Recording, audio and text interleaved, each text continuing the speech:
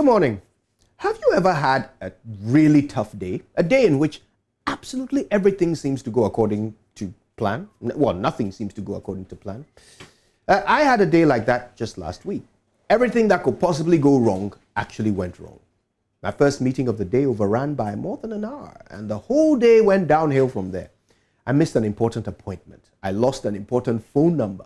I forgot an important birthday. My battery died at the wrong time, and I missed several important phone calls. I lost my keys. In fact, by the time I flung myself into the sofa in the evening, I was beginning to wonder why God would allow such terrible things to happen to me, especially when I had such good intentions with everything I had wanted to achieve that day. I know you know the feeling. But just as I started to question God and complain about my circumstances, I remembered a story I once read in a hospital magazine.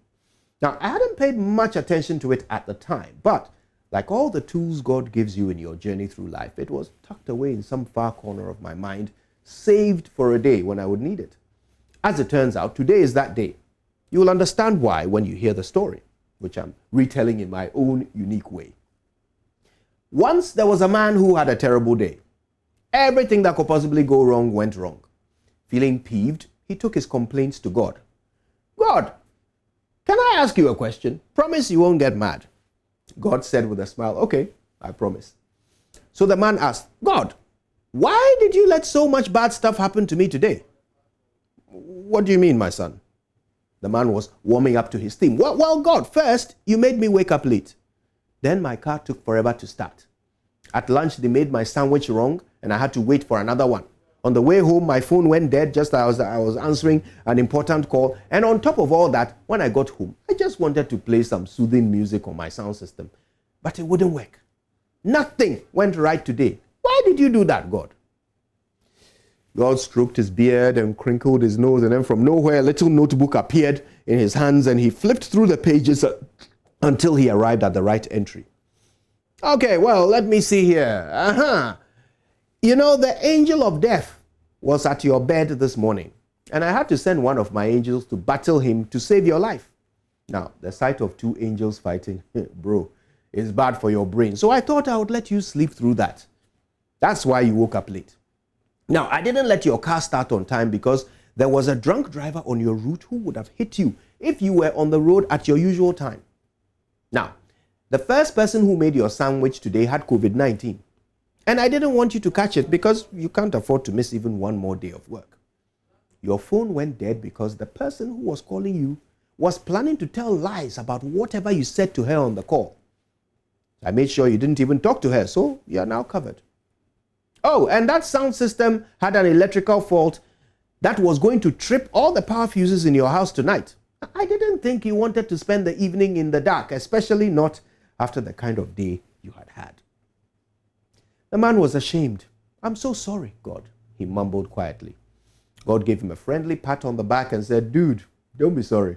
Just learn to trust me in all things, the good as well as the bad. The man smiled sheepishly and said, I will. And God, I just want to say thank you for everything today. My dear friend, his ways are not our ways. We need to remember that and learn to get down on our knees and thank the Lord for every bad day we have ever had. For God knows they could have been much, much worse. I don't need to say more than that, do I? My name is Kojo Yankson, and God's plan for me is always better than mine. Good morning, Ghana. Welcome to the AM News. Now, former President John Dramani Mahama says it is the mission of the National Democratic Congress to turn Ghana into an advanced country as soon as possible. Ahead of the manifesto launch of the party later today, the NDC flag bearer said his decision to run again is, among other things, informed by the failure of the New Patriotic Party administration to continue on the path of making the nation less vulnerable and more resilient. Let me give you just one example. Access to electricity in 2012. 69.2% of Ghanaians had access to electricity in 2012. In 2016, when I left office after my first term as president, 79.3% of Ghanaians had access to electricity. That was a 10 percentage points increase in just 4 years.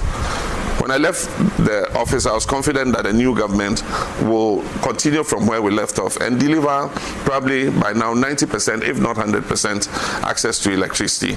That is over these last 4 years. However, under this administration, the MPP government has increased overall access to electricity from 79.3% to only 82.3%, a mere 3 percentage points increase in 4 years.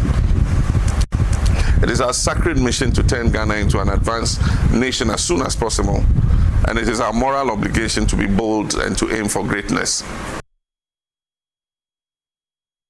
Mr. Mahama also appealed to Ghanaians to choose him above his competitors in the race to the Jubilee House this December to set the standard of governance higher. But since I've already been there, why run again? Many people ask me. I know many of you will ask this question, sometimes openly, sometimes in the quiet. Why run again? I believe it's a fair question, and it deserves a fair personal answer.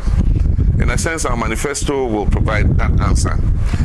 But it will be a collective answer coming from all the fabulous NDC members, supporters, men and women who participated in its formulation. That's the formulation of the manifesto. In all honesty, I didn't take the decision to run for a second term as president, neither easily nor quickly. I didn't jump into it. I did it out of a sense of urgency after I began to contemplate more and more thoroughly about our vulnerabilities as a nation. Meanwhile, Vice President Dr. Mahamudu Bawumia is asking the former President John Mahama to apologize to the people of Achim for calling them Sakawa. He was addressing a debate of chiefs and people of Gushegu. One of the key factors to development, is peace. And peace in Dagbon. We have had peace in Dagbon as a result of the tireless effort of President Nana Addo Dankwa Akufo-Addo working in harmony with the Asante-Here, with the Nayiri and the Yagbonwura, along with the chiefs and people of Dagbon. And therefore, Nana Akufo-Addo is not a Dagomba man. He is an Achim man, an Akan, who has brought peace to Dagomba land. Part of his effort, along with others, to bring peace to Dagbon. And so, we are thankful for him. We want a president who unites us. We don't want a president who divides us. We want a president who unites us. And so, the recent utterances of John Mahama referring to Achim Sakawa boys. Achim Sakawa. How do you take a whole tribe and say they are Sakawa? How do you do that? And my message to John Mahama is that you cannot win this presidency with tribalism. Ghana has gone beyond tribalism. Come and show your competence in the delivery for the people of Ghana. But because you cannot show your competence, you are resorting to tribalism. We will not stand for tribalism. Nana Akufo-Addo, yes, he's an Achim man, but he's a Ghanaian. And the Achim people are proud Ghanaians, as with other tribes. And they have, if you look at our big six, 3 of them are from Achim. 3 of them. These are not the people you can blanketly call Sakawa people. And so we will continue to call on John Mahama to apologize unreservedly for what he has endorsed. Unreservedly. This election is going to be fought on our records, not on tribalism. And therefore, we want unity in Ghana. We want a president who will unite us. And Nana Addo Dankwa Akufo-Addo has demonstrated. Well, we'll move away from the politics. They're often attacked by snakes and stand in long queues just to attend nature's call, a situation that compels them to use the bush. Fortunately, the Building and Road Research Institute of the Council for Scientific and Industrial Research has moved in to stop the open defecation in the Echema in Wabieja South constituency of the Ashanti region with the construction of a 12-unit KVIP toilet. The gesture was in response to a plea by a resident for a decent place of convenience. The farming community has been dependent on this dilapidated structure for nature's core, with reptiles occasionally invading their privacy. Men and women queue daily to use the facility. Jemima Mensah is a resident. We throw stones to the roof to ward off snakes. When a female is using the toilet, the men would have to wait outside. She reveals when they can no longer hold on, they find a nearby bush to ease themselves.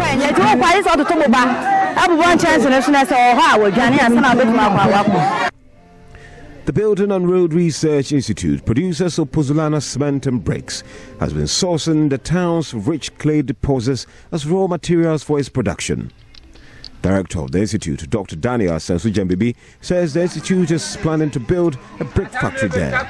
We have been taking clay from here to conduct our research into the production of Pozzolana cement and bricks. And we've been doing this for some 2 years back. We realized this a little bit of a deprived community, if you can see the old toilet facility. But our original intention was to get them a 3-unit classroom block. So we came and discussed with the chiefs and people. But we realized that the assembly was in the process of building a classroom block for them. So they told us their immediate need was to give them a place of convenience, because the old one, as you can see from there, was really in bad shape. In fact, it's not even safe for them to go on. So we decided to build this 12-unit class KVIP instead of the classroom block. So this is actually what they wanted, and we did it for them. We actually have intention of looking for investment to build a brick factory right on top of the clay deposit, so that can also generate jobs for them. So that is our long-term or medium-term vision for this community. Chief of Apamase, Nana Japon Mensah Preku II, promised to use his influence to bring development to the community. Member of Parliament for the area, Emmanuel Jianshure, called on institutions to support the government's efforts at bringing development to the communities. For Joy News, Kwesi Deborah.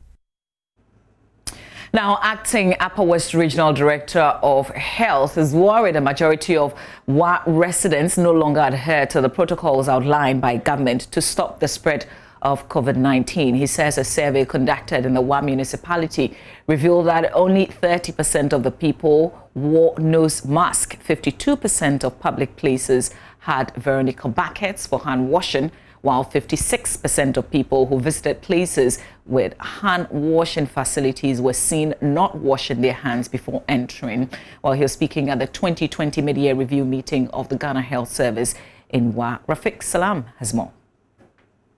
The fear of contracting COVID-19, the disease caused by coronavirus, or at worst, losing one's life 4 months ago, forced almost everybody in the WA municipality to religiously observe the health protocols outlined by the World Health Organization and the government. The picture is totally different today. If you bump into 10 people on the streets of WA, you are likely going to see 3 of those people wearing nose masks.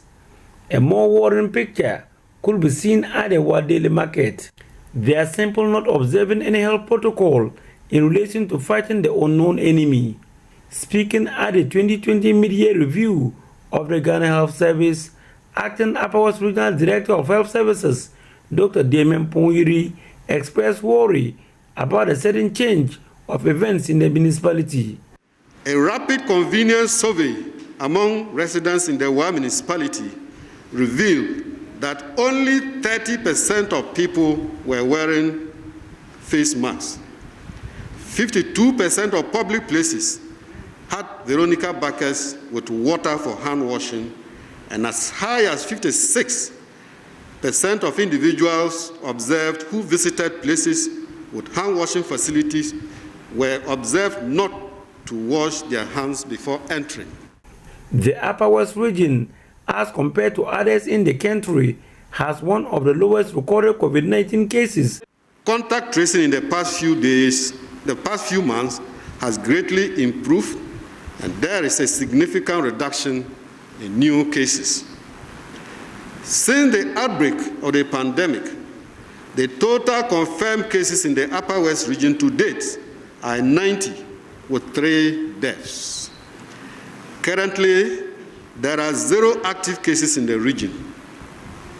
19 health workers have so far been infected, but fortunately have all recovered. The Upper West region may be having challenges in attracting critical medical staff like medical doctors to its fold, but that could not be said of nurses and midwives.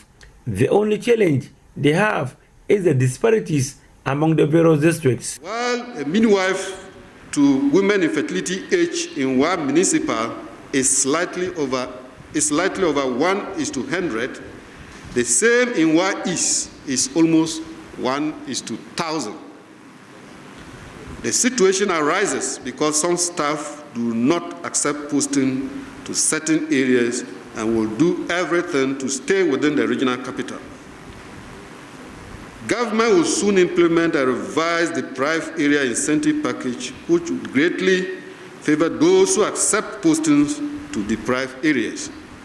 Before then, Honorable Minister, as a region, we have to find ways of attracting staff to those areas. Upper West Regional Minister Dr. Hafiz bin Saleh revealed they are in talks with the Ghana Health Service to have a testing center in Wa to relieve health staff of the burden of carrying samples of various diseases from the region to Tamale or other parts of the country, resulting in delays and high cost of transportation. This is a necessity because the Upper West region is noted as the epic center for annual meningitis outbreak and was among the first to record COVID-19 case in the country. Reporting for Joy News, Rafiq Salam. Wow. Now, 20 years ago, he couldn't have been sure what the future holds. Today, though, he's one of the biggest products of Ghana's biggest media firms. Seth Kwame Boateng, a multiple award-winning journalist and documentary filmmaker with Joy News, first joined multimedia as a receptionist back in 2003. In a series of stories looking at Joy News' longest-serving journalist as part of our 25th anniversary, my colleague Justice Bedo tells the Seth Kwame Boateng story.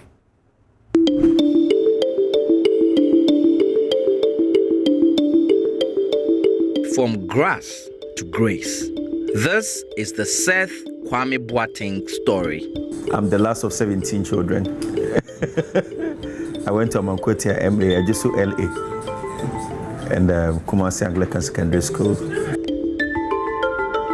Seth had his first break on radio as a level 100 student at the University of Cape Coast, after years of working at the front desk of Love FM.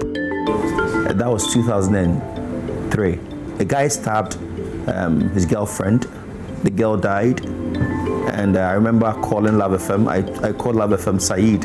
He asked, if we put you on radio, can you report? I say, yes, I can report. So that time, Love FM had 1 o'clock news and in the afternoon. So they put me on the 1 o'clock news. I reported. In no time, we vacated. And when I went back to Love FM, I went back to the reception. So that morning, I went very early. That morning, Saeed came and said, follow me to the newsroom. Joy FM's Seth Kwame Boateng is the GJA's 2014 Journalist of the Year. Today, he is possibly Ghana's most decorated journalist of all time. Overall journalist, best journalist for the WAMICA 2017 awards. And the winner is Seth Kwame Boateng. Seth Kwame Boateng, congratulations. Nobody was paying my TNT transportation, though. I sacrificed.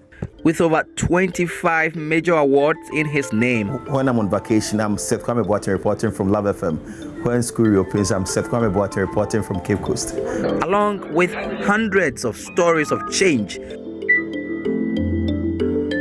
They have been carefully arranged according to the years he has spent in the prison. The Stories that have touched the lives of many people several kilometers away from his home village of Trede.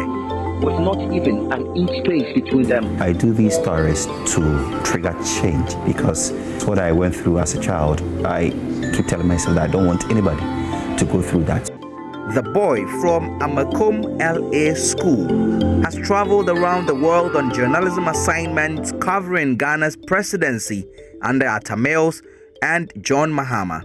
He is now a public health expert with certification from the Leeds University in the UK. I'm still looking for people I can train to also do the kind of stories I'm doing so that maybe I can retire.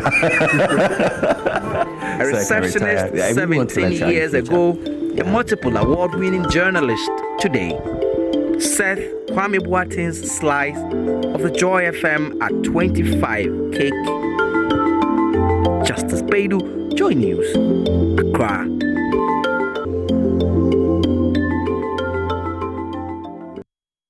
And that's the brilliant story of my colleague Seth Kwame Boateng as we celebrate our 25 years anniversary. And that's it for the AM News. For now, we've got plenty of stories to share with you when we do the review.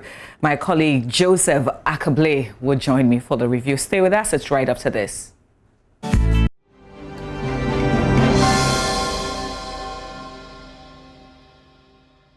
All right, welcome to the review segment of our show where we take a look at the newspapers. We also touch base with some of the online portals. I say good morning, welcome to my colleague Joseph Akable. Good morning, Mavi. Shall I add the frimpong? Oh, no, it's fine. How was the weekend? It wasn't bad. I mean, a lot of political activities. There's more today. The NDC is launching its manifesto. And so a lot happening, was more relaxed and looking forward to the political activities coming up. All right. Let's straight away go to the newspapers. I've got the Daily Graphic, the Daily Heritage, the Daily Statesman, the Times, the Observer, the Daily Dispatch, and the Final. Lots of papers today. Joseph, what do you have? I have the Daily Guide. I also have the Gold Street Business, the Economy Times, the Custodian, and the Publisher. Okay. All right. Let's start with the Daily Graphic newspaper. On the front page, here's the banner headline. Voters Register exhibition begins September 18. Exercise lasts 8 days. Nana Konadu leads NDP to December polls. Clients of collapsed fund management companies, first batch receives payment end of month. MTN takes NCA to Supreme Court. Remember, they first went to the High Court where they lost. Now they've invoked the jurisdiction of the Supreme Court. The story is in the inside pages. NDC launches manifesto today. There's a story that we will get to when we settle to look at some of the details. I'll share with that with you. In the center spread, there's a news feature, mortgage sector trends and implications. But on the back page, $25 million gold refinery project nears completion. Tamale police nab suspected Tema robbers. Also another story on the back page of the Daily Graphic newspaper. So from the Graphic, let's go to Joseph. So we can start from the front page of the Daily Guide. It has this story, President incensed by Achim Jibe. Details of that story on page 3. Mahama defends Achim Sakawa insults. And Nana blasts Mahama over poor jobs. And robber arrested with weapons also on the front page of the Daily Guide. So a lot of political stories there. The back page has a shot of the president about to kick the ball. I'm sure Mama will want to sign him for the football team. President reiterates government commitment to sports development is on the back page and respects laws of the game also on the back page. An AFCON trophy stolen in Egypt. That's interesting. Yeah. That trophy anyway, hey. The trophy that Ghana wants to win is missing. The Gold Street Business says government targets 22.73 billion in new debt issuances and plan to develop Volta Lake underway. Also on the front page of the Gold Street Business. The Economy Times, some more business stories. BOG starts online repository trading by October 1. And government's challenge on valuation of gold royalties in a Japan royalties deal. And Ghana-Nigeria trade impasse close to ending is coming from President Akufo-Addo. And the last one for me will be the Publisher newspaper. It says EU blacklist Ghana over money laundering. And it now takes 5 weeks to clear one car from port. That's according to the freight forwarders. That's unacceptable. 5 weeks. Unacceptable. And Akufo-Addo sparks anger among northern youth, also on the front page. And NPP has broken my heart. It's coming from Sukrit Safo. Let's do the Finder newspaper, front page of the Finder. Mahama justifies amplifying ethnocentric comments. Thank you for one village, one dam policy. That's the Treponi chief saying there. Nana Addo calls out Mahama for promoting ethnocentrism, asks clergy, CSOs, others to condemn it. Same CSOs? Ejapa royalties transaction not suspended, according to the Ministry of Finance. Ghana-Nigeria Business Council applauds government's action. From the Finder, we go to the Daily Dispatch. Front page of the Dispatch, excerpts from Working with Rawlins's book, the 1985 exchange of Ghana and U.S. spies, the Big Okada Debates, Part 2, 2020 elections, can Zanata Rawlins retain her Clote Kole seats? It is easier to sell MPP in 2020 than in 2016. That's according to Mustafa Hamid. But I'm not sure anybody was expecting him to say otherwise. He's a member of the NPP. All right, let's do the Ghanaian Times. Front page of the Times, CRI calls on government to consider opening basic schools. Bagri Dam spillage, 6 die, hundreds rendered homeless, farms submerged. Nana Akufo-Addo claimed flag bearer of NDP for 2020 polls. A Japan deal to go ahead, according to the finance minister. GIFF laments breakdown in paperless port system. That's the story in one of the papers that you reviewed, yes, Joseph, talking about the fact that it takes 5 weeks to clear one vehicle. Yeah. Back page of the Times, curb cycle fishing, Western Region Fishermen Council making that call. Man destroys Chief Imam's school foundation. A foundation over a 4-acre parcel of land at Ablekuma Paradise, said to belong to the office of the National Chief Imam, has allegedly been destroyed by another claimant to the land. Ghanaian Times gathered that the parcel of land had been offered to the foundation, that's the Chief Imam's foundation, by Ni Labi Mensah Stool family in 2016 for the construction of English and Arabic school complex and mosque for the people of the area. The rest of the story is on the back page. Last paper, Daily Statesman. Ayiko 2 says NDC has nothing good for Ghanaians. Akufo-Addo calls out NDC leader over ethnocentric comments. Transparent Ejapa transaction still on course, says Ministry of Finance. Okay. So really, that's it by way of what's on the front back pages. We would get to some of the inside pages. Joseph, I see you have a paper opened. Yes, page 6 of the Publisher, that story about the ports. It says government has been asked to intervene in the sorry situation at the Tema ports, where it now takes a period of 5 weeks, 35 freaking days, the paper says, to clear a single car under the Ghana Link Unipass ICUM's trade facilitation system. Before it took over the ports, it just took 4 hours for such clearance to be done using the paperless port clearance system. And so it goes on, some officials quoted here saying that we have gone back to the situation of printing all documents. There are no service level agreements with which one can define how long clearance process is supposed to take. It has become normal to clear vehicles within a 5-week window, which is totally unacceptable.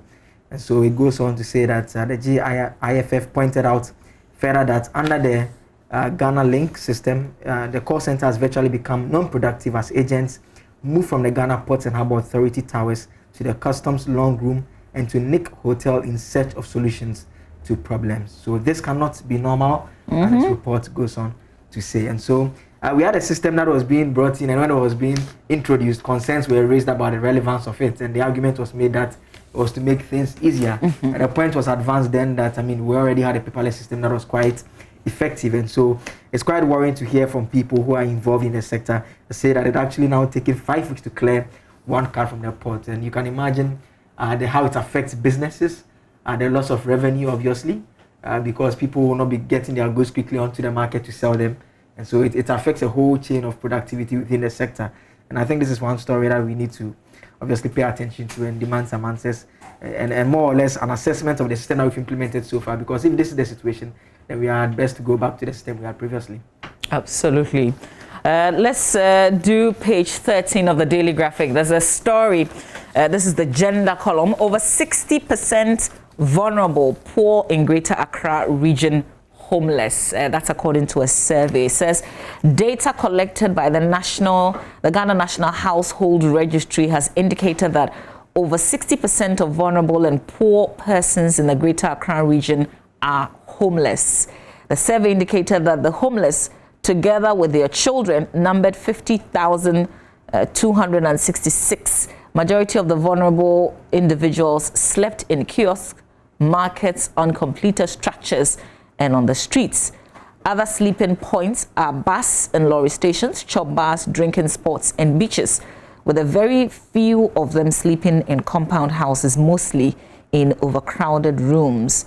According to the coordinator, Dr. Prosper Larry, he said at a data dissemination conference in Accra that the individuals were exposed to national hazards. I think we've told several stories of some of these homeless persons.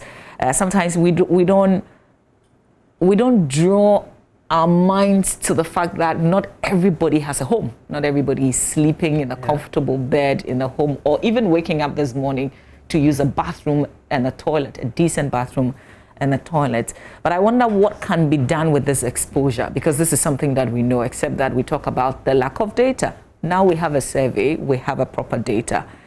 What can be done about it, particularly at this time when the parties all want our votes? We need them to give answers to some of these things. I think generally we've not done very well with the social support system. And I mean, the housing deficit has always been there, we know it. But the point again is that these are people who are actually poor. And so it's not just about not having homes, they're actually people who are struggling to fend for themselves. And so, I mean, the next stage of policy discussions should obviously factor in a real social intervention programs that can address these concerns. A lot of the social intervention programs that have been rolled out over the years has unfortunately become either has corruption involved in it, like we had with the Jida and the SADA issues, or has simply not changed things the way we expect it to be. And I think it's very unfortunate. Sometimes when you get to circle late in the night, you're coming from town. Mostly during the day, you don't see that every spot where you walk comfortably are actually people's resting points. You just have to pass at dawn to see. It's a very sorry state. Yeah, and if you read the story further, it talks about the fact that the coronavirus pandemic has even made the situation worse, because where they earn a little from now, they're not earning, as much. So it's making the situation really, really worse.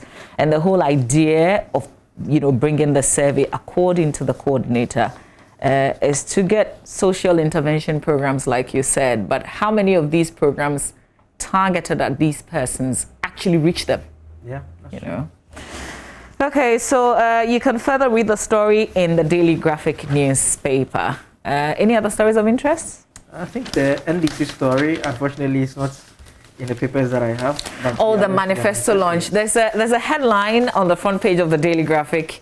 It takes us to page 20, but they're not highlighting on it as much in terms of the other papers. I guess because it hasn't happened.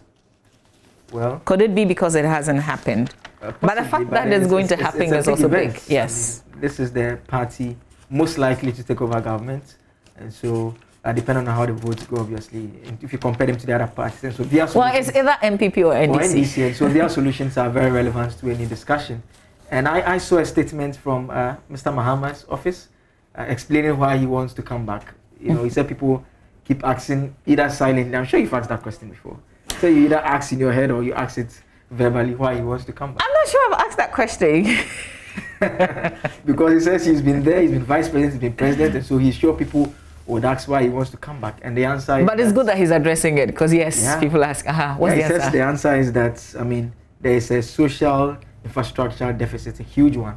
And he believes he knows how to solve that problem because he was actually solving it already. And knowing that his opponent does not know how to solve it, it is his moral responsibility to come back and solve that particular problem. Yeah. So it gives you a sense of which direction the NDC's manifesto will be taken. So another thing he says, for instance, is the fact that the decision was not easy, and sometimes people think that, oh, he just jumped on it. It wasn't an easy decision to make. But the NDC also talks about the fact that they've done a lot of, so they say this is the People's Manifesto. And what they explain is that they've talked to the people over a 3-month period. So what they are presenting is what the people collectively in different constituencies have said they want, and that's what's in the manifesto. We've heard some of them. We've heard the Okada. We've heard the former president, talk about Okada and the assemblyman that he's going to pay. I wonder how many other promises in the different sectors. I think if those two promises are anything to go by, you get a sense that the NDC will be seeking to roll out programs or announce programs that has the capacity to reach a lot of people. And so, I mean, obviously it means a lot of votes too.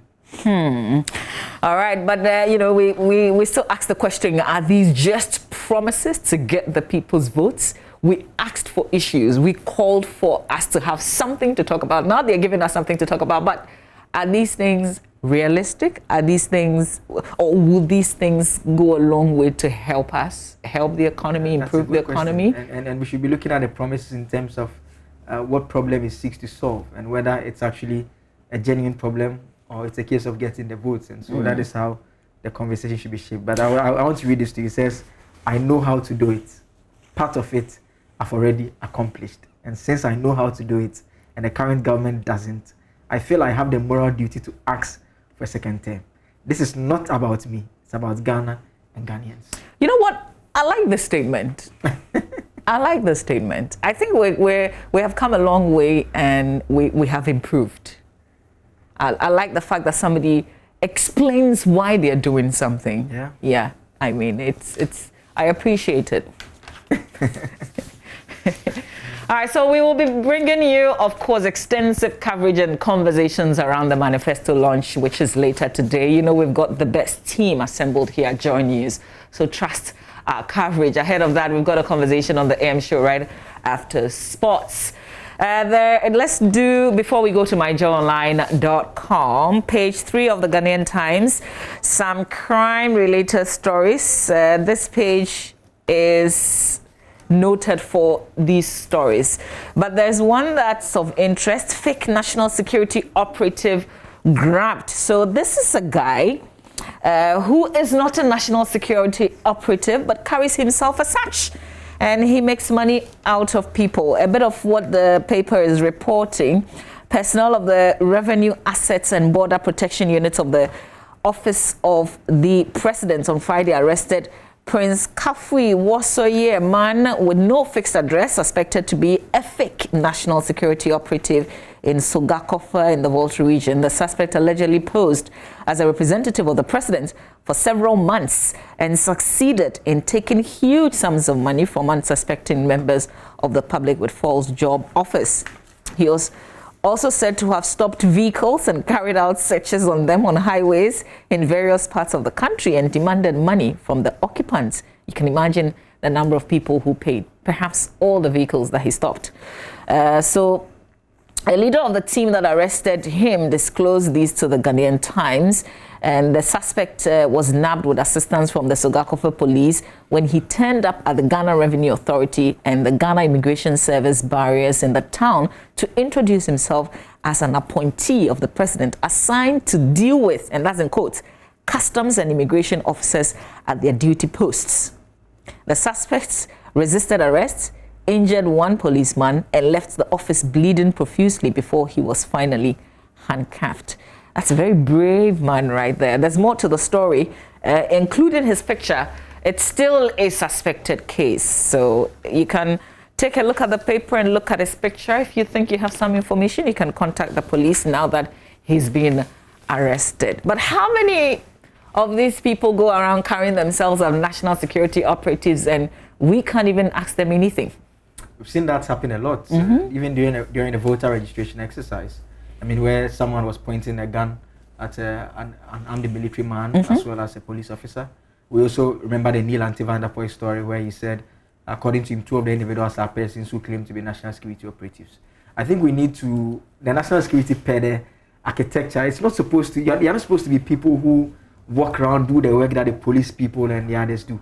They're supposed to be persons who are into intelligence gathering, and the art is to be discreet, but we see this happen a lot. I mean, it's good the police have arrested this individual. It's a suspected case, but hopefully they follow through and do the investigation and we see what is actually happening, because this may be a suspected case, but what we actually know is that people are doing wrong things in the name of the National Security Secretariat, and it's something that they must deal with. Absolutely, and in the name of the president as well, office of the president. It says he's an appointee to be in charge of what custom officers, to be monitoring customs. Yes. What kind of appointment? and they can be so bold. Sometimes, though, I think the suspicion is where they're getting their backing from. Because if you look at the case that you mentioned in terms of the Ashanti region case where this guy with a gun, who threatened to shoot, you want to also look at how speedily we resolve these issues, lawfully. But if nothing happens and the thing is still hanging, then you know that he's not just any kind of guy. He's not just going around claiming to be national security operative. Has the power. Exactly. Yeah, he's standing on something, and that's very scary. And it also discourages the police itself, because if they arrest and nothing can happen to this guy because he has some heavy backing or political backing, then will they do it the next time? Will they? Because we can imagine what would have happened if it's actually a police officer or a military man doing what he was seen doing. And that tells you, and he was actually filming them, saying that he's going to show their faces to his bosses to show what they are doing. And, yeah. Well, so there are other crime stories in the papers, by the way. Let's spend just unless there's something else you want to touch on. Otherwise, let's do myjoyonline.com. Let's look at what's on our page, myjoyonline.com. 6 positive COVID-19 cases recorded at Kotoka International Airport, according to Deputy Health Minister Dr. Okoboy, who was on the lockdown with MFR yesterday. From receptionist to reporter, the Seth Kwame Boateng story. If you missed it on television during our 6 a.m. news, well, you can just go to My Joy Online and read details of the story. It would inspire you. It would absolutely inspire you. Apologize to Achim Sakawa Mafia comments. Baumia tells Mahama Akufo-Addo has lost rights to complain about name calling Mahama on Achim Sakawa Mafia comments. My political journey is not for personal recognition. Joseph Akable, that's your answer right there. Photos of Treponi. So you see former President Mahama justifying why he wants to run again. You see former, the former First Lady, Konadu Agyeman-Rawlings, also justifying why she wants to be on the ballots. Photos of Treponi after downpour and spillage of the Bagre Dam. That's a ritual right there. And I guess we can say emphatically that we're helpless when it comes to the issue of the spillage. We are told the solution is in the Pologo multi-purpose dam that is supposed to be constructed, but that is taking a lot of time. In fact, it has been on the books since the NDC time. This government has also performed some sword cutting ceremony. On radio, we had a sound of the PRO for the project saying that they are still going about it, trying to finish it quickly. So, I mean, let's see whether we'll be able to finish that to solve that problem. How often don't you hear what you've just said? Well, it's like something that's been typed and printed. Yeah. That we hear. They just tell us because they have to say something. Yeah. Yeah. That's where we are. It's a very sad situation, but these are livelihoods. What you see on the screen, what the distraction, livelihoods right there, and it's just totally gone. And it happens each time there is a spillage. And we just stay here and tell the story, and officials just keep singing the same tune to us. Meanwhile, farms and homes and, yeah.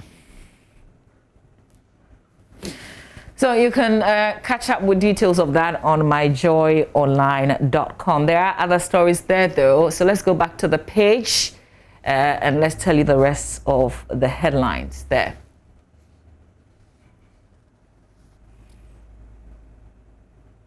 Easy to exhibit newly compiled voters register. There are still some people who feel that the Electoral Commission may not be able to work within the time that they have before the register is presented to the political parties. Because remember that we've got timelines, these are not just timelines that you can say, oh, you are doing this at this time. It's actually prescribed.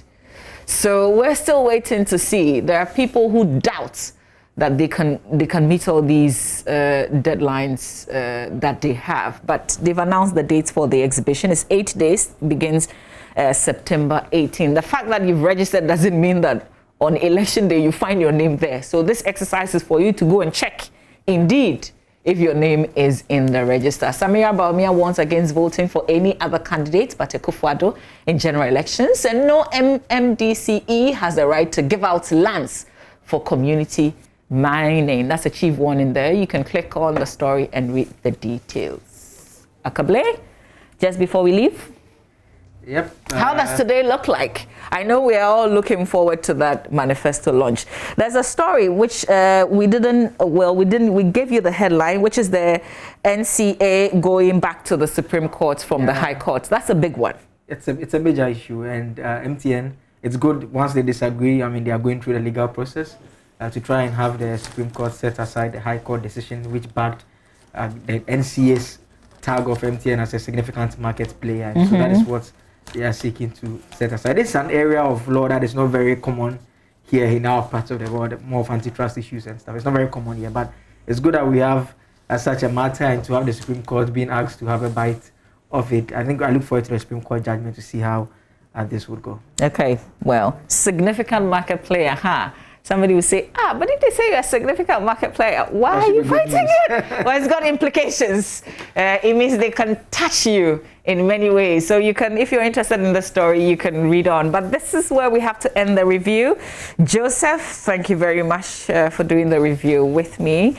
Coming up in sports, well, one of the things that we were all talking about just before we started the show is Djokovic dismissed from the ongoing US Open. What happened? Well, details coming up. And there's a league going on. Yesterday, I was surprised to see Germany playing, and I was like, okay, what is this whole league about? Yeah, but there's football, actually. Stay with us, we'll tell you all about it.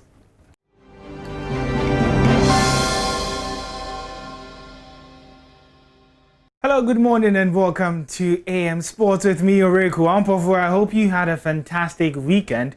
Well, today marks the beginning of our build-up to DK Poison's 45th anniversary of annexing the WBC featherweight title, for which Nathaniel Atto has put together a hotline documentary, The Boxing Loan. Well, it captures the circumstances around the loan he advanced to the Ghana government from his purse for the purchase of mackerel for the people of Ghana. In this documentary, DK Poison, who is Ghana's first ever world champion in any sport, makes some key highlights, including the fact that he hardly had an amateur career. I told them I wanted to fight. That's okay, they will match me with somebody. I didn't know whether it would be amateur or it was professional, but suddenly they said, okay, be prepared, you are going to fight this boy. The boy was young, famous Latte. You are going to fight for 6 rounds. That's where I started.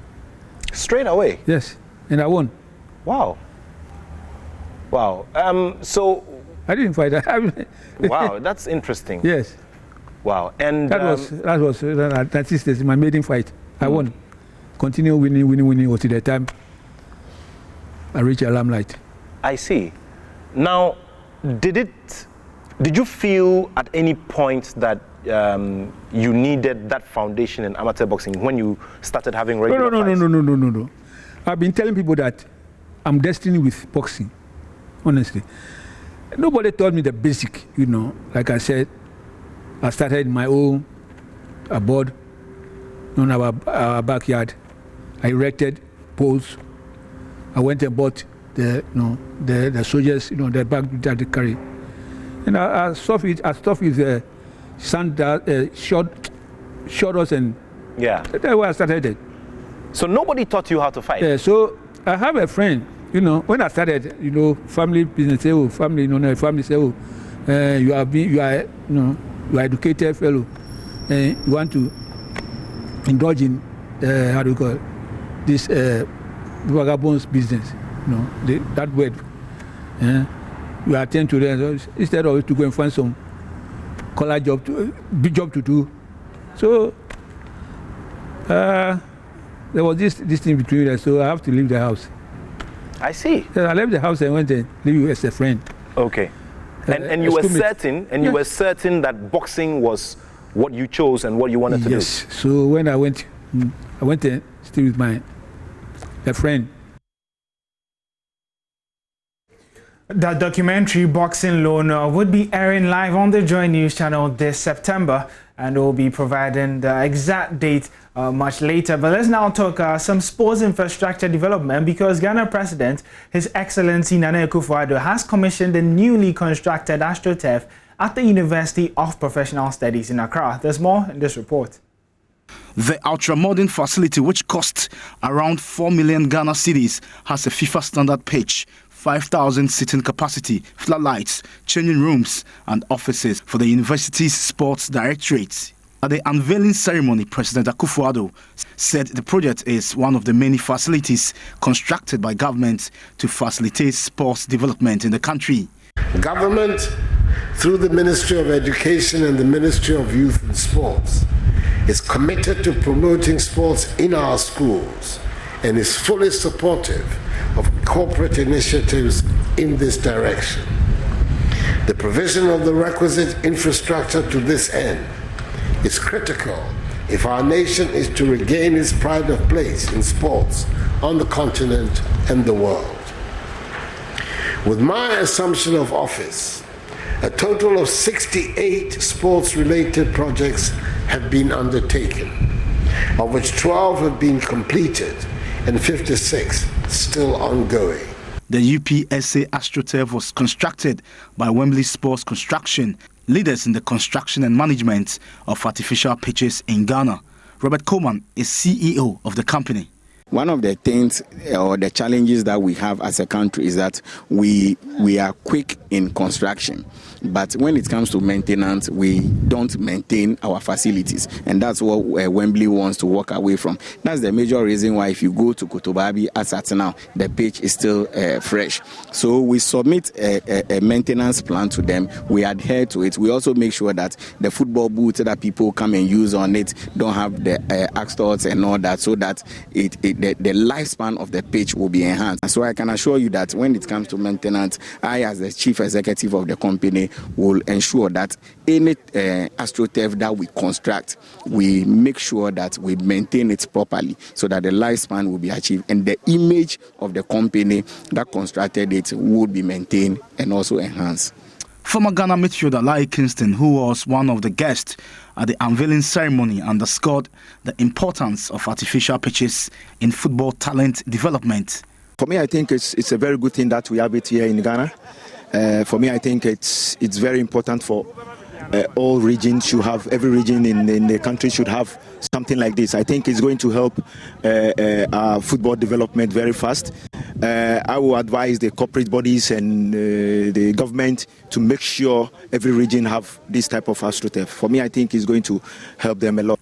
The long-term goal of Wembley Sports Construction Limited is to construct a state-of-the-art AstroTurf in every constituency in Ghana.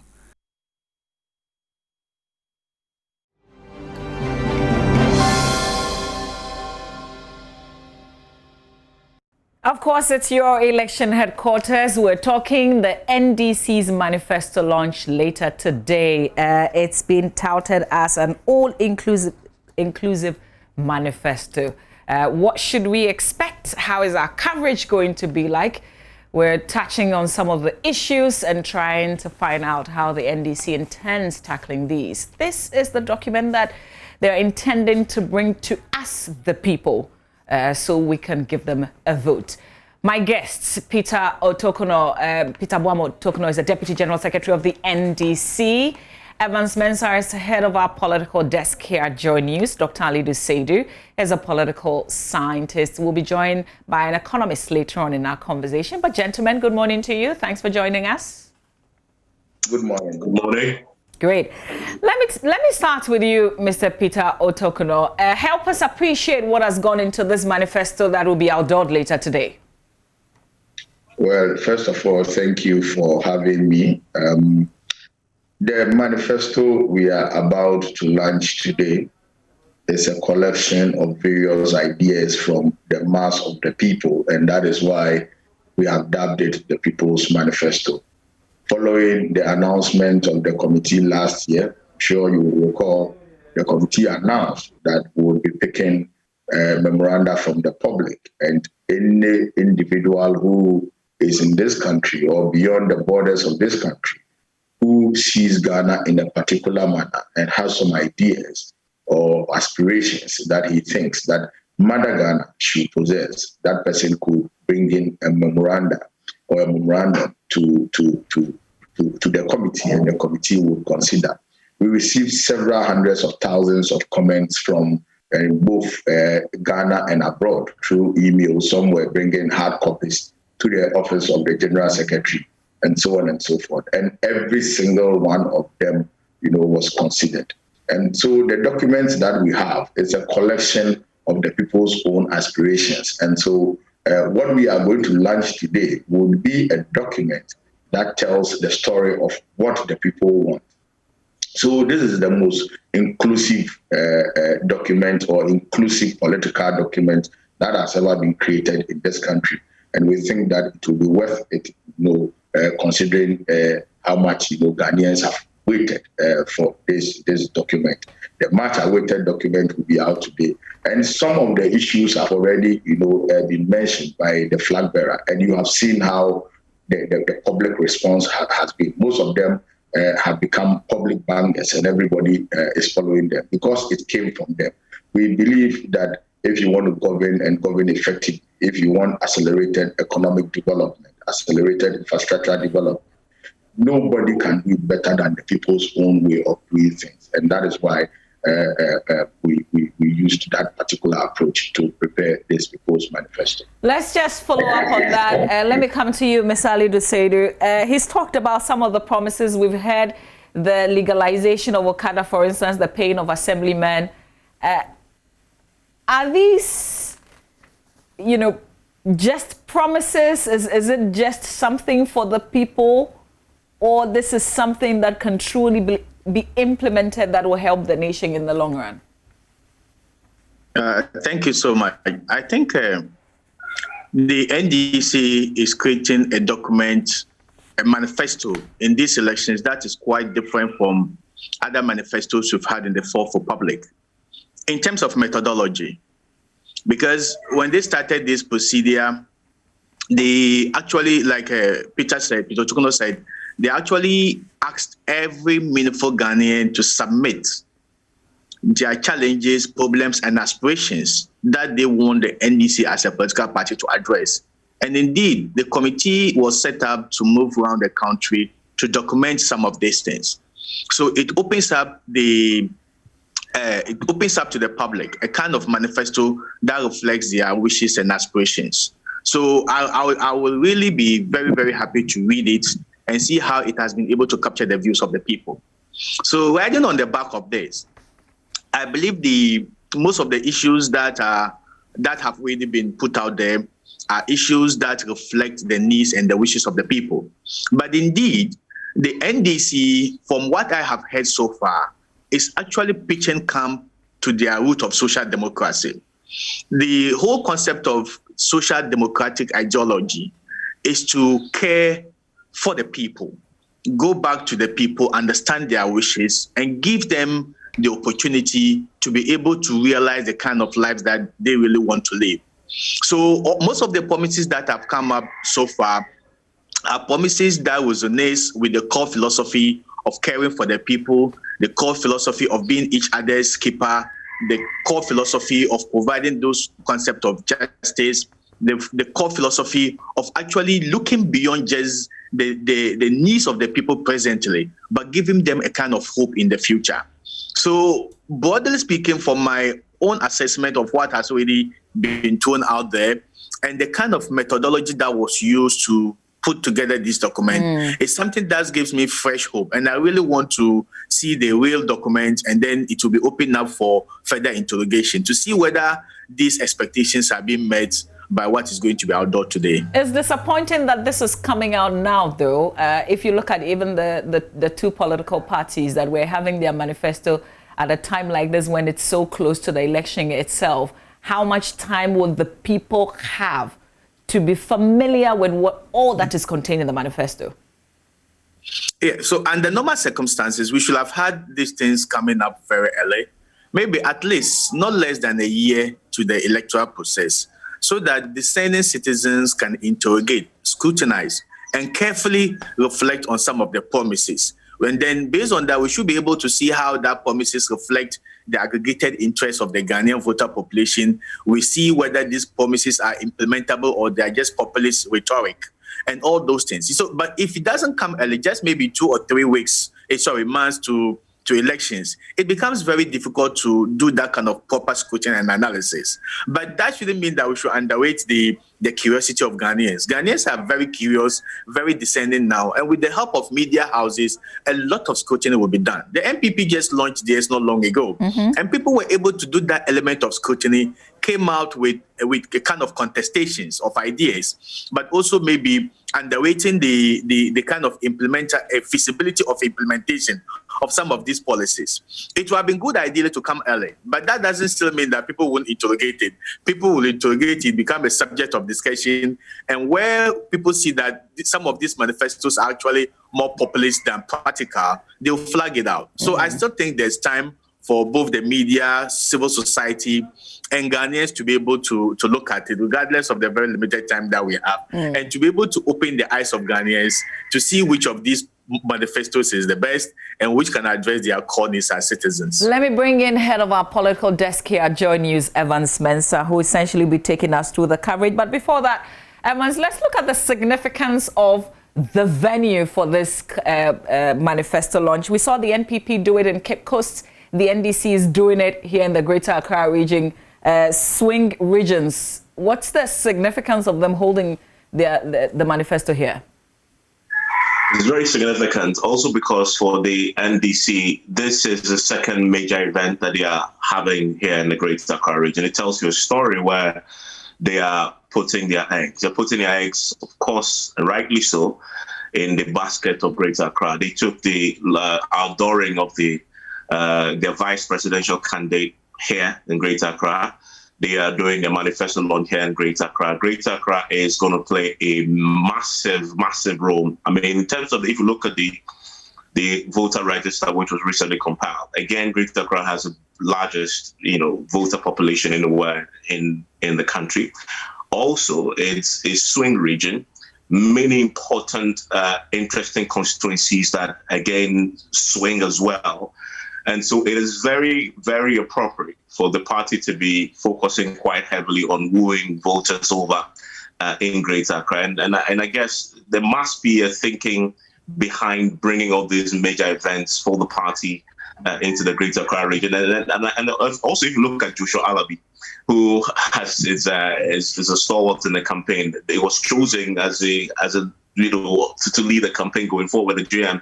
It was deliberate. I mean, Joshua Alabi is he rubs off very well with the Ghana communities going into an election like this. You actually will see the NDC strategy emerge, and anybody who's won Greater Accra wins elections. Anybody who's won Central Region wins elections. You see the two major political parties already trying to tell you where they're trying to swing this. But Greater Accra, I guess, will be more significant this year than before. And so, yes, of course, we'll wait to see what they do and how they move them. But the lines are pretty well drawn. Mr. Tokno, the fact that you're holding this here, what Evans has said, anything else you want to add for us to appreciate why you zeroed in on the Greater Accra region? Well, Evans couldn't have said it any better.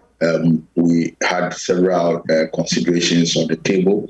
We were looking at various factors, and as you may recall, just a few weeks ago, we did the outdooring of the running mate in Accra. And so when we were looking out to launch our manifesto, we considered several other factors. including the fact that, Greater Accra, it's very critical when it comes to election 2020 and perhaps all elections that we have done in this country. And then we also looked at, what we wanted to do, the kind of message we wanted to send. We are sending a message, and we hope the message will reach and sit well with everybody who is able to have access. So then you would have to look at the medium with which you would transmit that critical message. And we thought that it would be better transmitted from Accra. So we have all the odds in favor of the arrangements that we had done for Accra. So we think that it was very, very essential. But there also, Mabi, let me mention that the preparation of our manifesto was not only the call for public memoranda. You had the flag bearer also reach out to the people through the speak out session that he did across the country. And I know that you followed the speak out program that we rolled out some few months ago. It was amazing. You have the case whereby you go into a community, people congregate, and you ask them about what are the aspirations, what are the common things they want to see in Ghana, what kind of Ghana they want to see, and it will amaze you the kind of things that they will tell you. We got so many ideas from the field through the speak out session that we did. Now, the concern that you raised to Dr. Ali Dusedu about people getting familiar with the document in this short time. Indeed, the people are the originators of the ideas, so they know the ideas already. They are the originators of the manifesto. That's why we dubbed it the People's Manifesto. So familiarity with the document with this time will not be a problem. And then again, I know that Joy News, you are doing a very good job with manifestos. I saw how you analyzed the MPP manifesto and exposed them badly. So we know you are going to analyze our manifesto as well. And in analyzing it, you are going to bring the issues up. And bringing the issues up, people will get to know. Those who brought in the ideas, those who didn't bring the ideas, they will see how it resonates with all of them. But I can assure you that what we are going to put out today will be an exceedingly inclusive document that will be, acceptable by everybody who, in fact, every single sector of our country, every single class of people in this country have been captured in this manifesto. We wait to see, to appreciate, but let me come to you, Dr. Ali Dusedu. Manifestos are good for what you do, good for political analysis, for comparison, because obviously it's a competition. But how much of what is in the manifesto will translate into votes on election day? Okay, so I think it's very crucial, and one of the documents that tells you the intention of political parties when they are able to win elections and form government. Over the years, it's been kind of a policy precursor. And then our development partners who usually assist this country sometimes can tell what you're going to do or intend doing by looking at your manifesto. But also the discerning voters usually would pay so much attention to the manifesto. Broadly, the people who vote based on the dominant party model will vote for their party anyway, whether they outdoor a manifesto or not. So to this core group of people, the manifesto is just a kind of a formality that, oh, my party has also adopted the manifesto, or my party also has a manifesto. But manifesto should target the kind of undecided rational voters who usually wouldn't pitch camp with any political party, but actually examines the intents doing can benefit them or the core constituency that they belong to. So in this sense, it is very important that you do not just sit down and assume for the people what they may want. It is equally important to reach out to them and have a dialogue with them and see what their needs are, so that these needs can now be translated into kind of an aggregated aspirations of the people in what we call a manifesto. So I think, one, most political parties in this country treat manifesto and manifesto lines as a kind of formality. We also have one. But the intention of manifesto goes just beyond that element of formality. It should capture the needs of the people. It should give them hope so that they know that when we invest confidence in this political party, we surely stand to benefit as a group. But collectively as Ghanaians, our interests will be served in the long run. So it is a very good document in terms of policy formulation, in terms of foretelling what a government is going to do. But largely speaking, only few of our voter population vote based on what you have in your manifesto. Majority of the people are already decided, and to them, the manifesto is just a formality. But critically, you cannot just win by relying on only those who have already decided. You need to pitch camp with the floating voters, who are usually the kingmakers. So it is still significant in the process of bringing the people who are the +1 to your 50 to be able to win at the end of the day. Evans, we've talked about the timing of the manifesto, not just for the NDC, but also for the NPP. And I wonder how we plan to explain what is contained in this document to the people who may not have the time to read the document. What's the plan? So I can promise Peter Tokono that already this year is the first year where we're going to have two parties who have recently been in power, two candidates who have both been tasted power before. So the beauty of this time is for the NDC, they have a 2012 manifesto which they governed with, and they have a 2016 manifesto and they lost the elections with. And so to do an analysis of the 2020 manifesto to be meaningful, again, it's about track record. Remember, this year is going to be about track record. And so you take the 2020 manifesto and you compare it to the 2012 manifesto which they governed with. And then you could get a sense of track record-wise on delivery of manifestos, how they performed in under John Mahama's 2013 to 2016, and then you could get a sense of, okay, if that is what they did, can we trust in the 2021? That is going to be key. That's what we did for the MPP. We have Nanado, who was governed for the last 4 years, and he's bringing in 2021. You need to look at what he's done in the last 4 years with his 2016 manifesto to have an understanding of what he could do in the next 4 years. So already, we've done the analysis of, for the NDC, 2 manifestos already. We've done the analysis. We've already done a comparison of the 2012 one, which they governed with, and the 2016 one, which they failed to win the election with. We're just waiting for tonight. And thankfully to the NDC, they've put out some real simple infograph that gives us a sense of what they're about to promise in the 2021. And so when we're going to spend time doing the analysis of the 2021, and then we'll compare to the 3, but mostly comparing to the 2012 one because they governed with that. That will give you a sense. And then you're going to go into the individual promises of 2020, scrutinize it against a few indices that we've developed. So is it reliable? Is it feasible? Is it relevant? Does it meet the real needs of the people? Cost. Have they costed it? Do we have the funds to execute?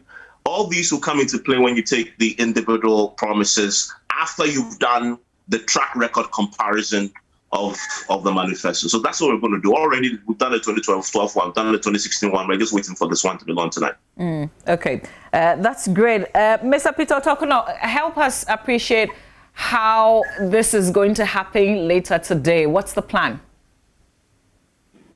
Well, as we have earlier announced, this event is mainly going to be a virtual event. It is highly restricted. It is only attended by invitation, strictly by invitation. You don't have invitation. You will not be able to have access to the auditorium. We want to create an ambience where, those speakers who would speak to the manifesto would be able to deliver the message for everybody across the world. We are going to be live on all major TV stations and all major radio stations across the country, including even community radio stations. We are going to be live on social media, all social media platforms of our flag bearer, His Excellency President John Dramani Mahama. And we are also going to be live on all the party social media networks, and other individuals are also going to stream live. It's going to be live on Razor TV, and I'm sure it's going to be live on Joy News as well. So we hope to reach the homes of every single Ghanaian with the message. And we chose our time advisedly because we know that by 5 p.m., 6 p.m., people will be home and everybody will be a little bit free. And if they are even not home, they will be driving in traffic, and that they would have access to their radio sets because we want to reach out to them. The manifesto is for them. It's a people's manifesto. And we are hoping for them to get the message. But there again, I mean, Ivan said something very important. It is not only the message that you have for the people. It is not the aspirations and the challenges that the people express that you are hoping to put programs and policies together to solve. The people must also, have some form of believability in what you are going to do for them. And track record comes in very handy. It becomes very, very important. And thankfully, I mean, nature has presented a very nice opportunity for us to compare the two candidates, in a manner that you don't become biased, because President Mahama has done 4 years, President Akufo-Addo has done 4 years, and their track record is there for everybody to see.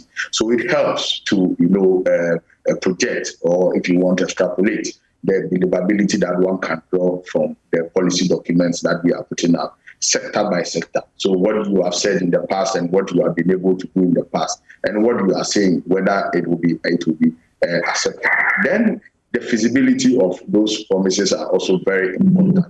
Bear in mind that the people of this country have very variable, aspirations and what they want the country to be. And that is why it was a very brilliant task, to consider every single idea that was brought by the ordinary people and to settle on the ones that are feasible, the ones that you can do in this medium term, and the ones that you can do in the long term. So you realize that some of our policies, we have put some timelines on it. For example, the big push infrastructure, program that President Mahama announced, the $10 billion. He mentioned that it was going to be a 5-year program. So we are very hopeful that by the 4th year, when we are done, we would have seen the clear picture and the outcomes of that big push policy. Bear in mind that President Mahama has been able to do a monumental, work in infrastructure in 4 years. So when he says that he's going to do a $10 billion big push infrastructure program, you can be assured that that will be delivered. But be that as it may, we are very optimistic that within this period, from now till campaign, we have started our campaign already. We have done a couple of regions. The running mate is on a stretch. The flag bearer is on a stretch. Other party leaders are on various stretches, of the campaign. And we have been sending most of the messages out. We are optimistic that within this period till elections, after the manifesto launch, we will be able to disseminate the issues further for people to get it. We are going to have a very simplified version of the manifesto, the abridged one, to make it easy for people to read pointers, not to the polls. We are going to have other documents that is classified what is in it for you. So if you are a journalist, what is in it for you? If you are a fisherman, what is in it for you? If you're a student, what is in it for you? If you're a medical doctor, what is in it for you? If you are an Okada driver, what is in it for you? If you are an ordinary citizen, what is in it for you? I mean, this we believe would help, disseminate our messages further. Okay. Finally, with you, Dr. Ali Nsedu, before the manifesto is launched and when it is launched, at a period when they are all seeking to get the people's vote, it's easy to talk about the contents, the content of the manifesto, but after they win power, it's difficult asking them further questions on their manifesto. So my question is, how can political scientists such as yourself, and how can we, the ordinary people, track what is contained in terms of their own vision in this document after they win power? So I think accountability for what political parties promise citizens should be a kind of a holistic job, not only for, how am I going to put it? Should be the work of every Ghanaian, within every sector. So people in academia will write about what political parties have said and what they have been able to do. In terms of roughly journal articles, research reports, technical reports, and all those things. And we teach our students as well what these political parties and what they have been able to do and its implication for our democratic development. But moving just beyond what the academia can do, the media is also one of the serious watchdogs that can keep political parties to account, like what Evans Mensah have said, reviewing what they promised to do and whether they have been able to do them, and what does that portend for voting in the future. Civil society, Imani Ghana has this thing called a manifesto, and I think a lot of civil society can also join in to actually interrogate the level of implementability, the success stories, the challenges, to be able to inform future policy making and the drafting of manifesto. So I think it's kind of a holistic responsibility of every Ghanaian. This will help check political parties that just come up with populist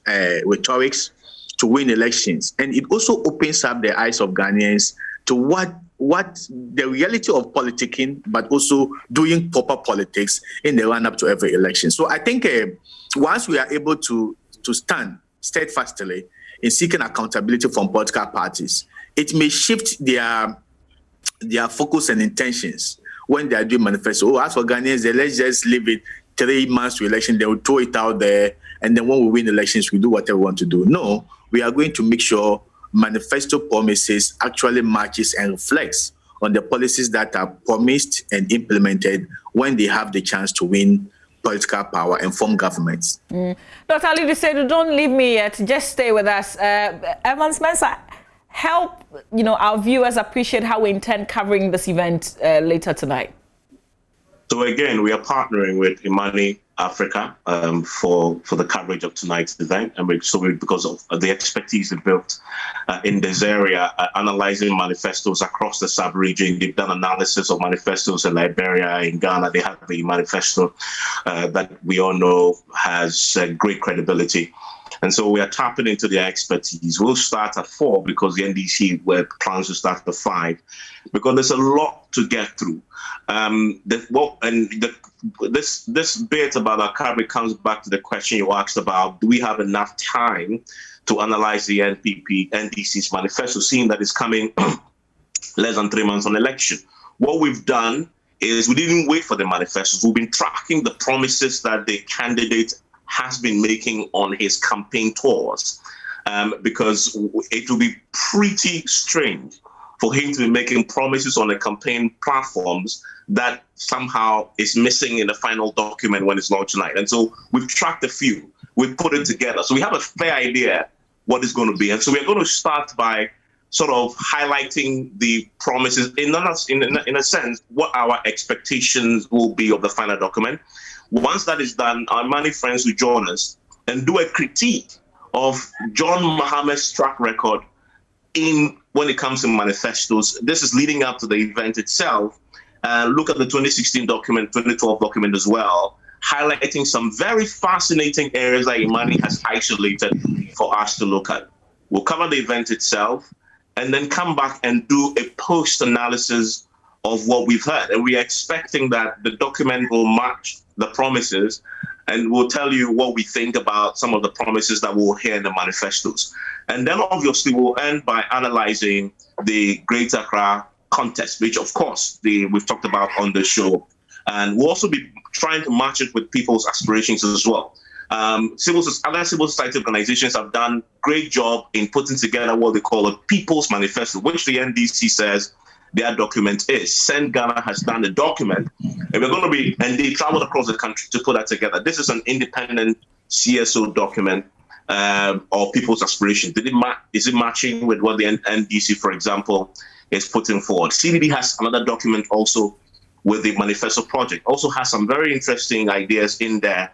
That's the NDC manifesto, match up to these as well. And so very thorough analysis we expect today, all around 360, starting from 4 p.m.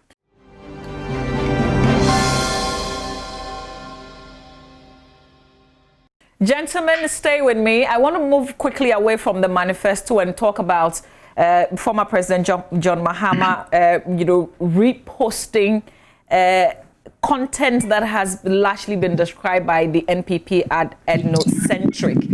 And we've heard the Vice President, Dr. Bawumia, asking him to apologize.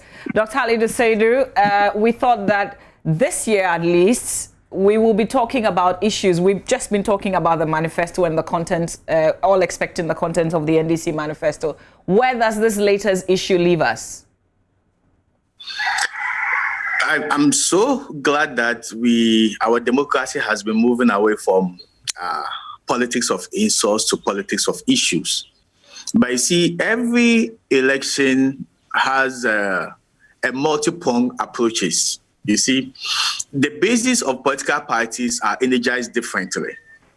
And sometimes you often see maybe one or two individuals within political parties that seem to appeal to specific base of their supporters.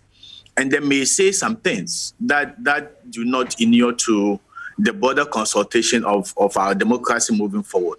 But what I do think is that we have to be very consistent as a country when it comes to eschewing the whole concept of politics of insults and equalization, which doesn't help. If something is not good today, it shouldn't be good in the past and should not be good moving forward. When we begin to selectively condemn issues and leave others, then we are doing great disservice to our democracy.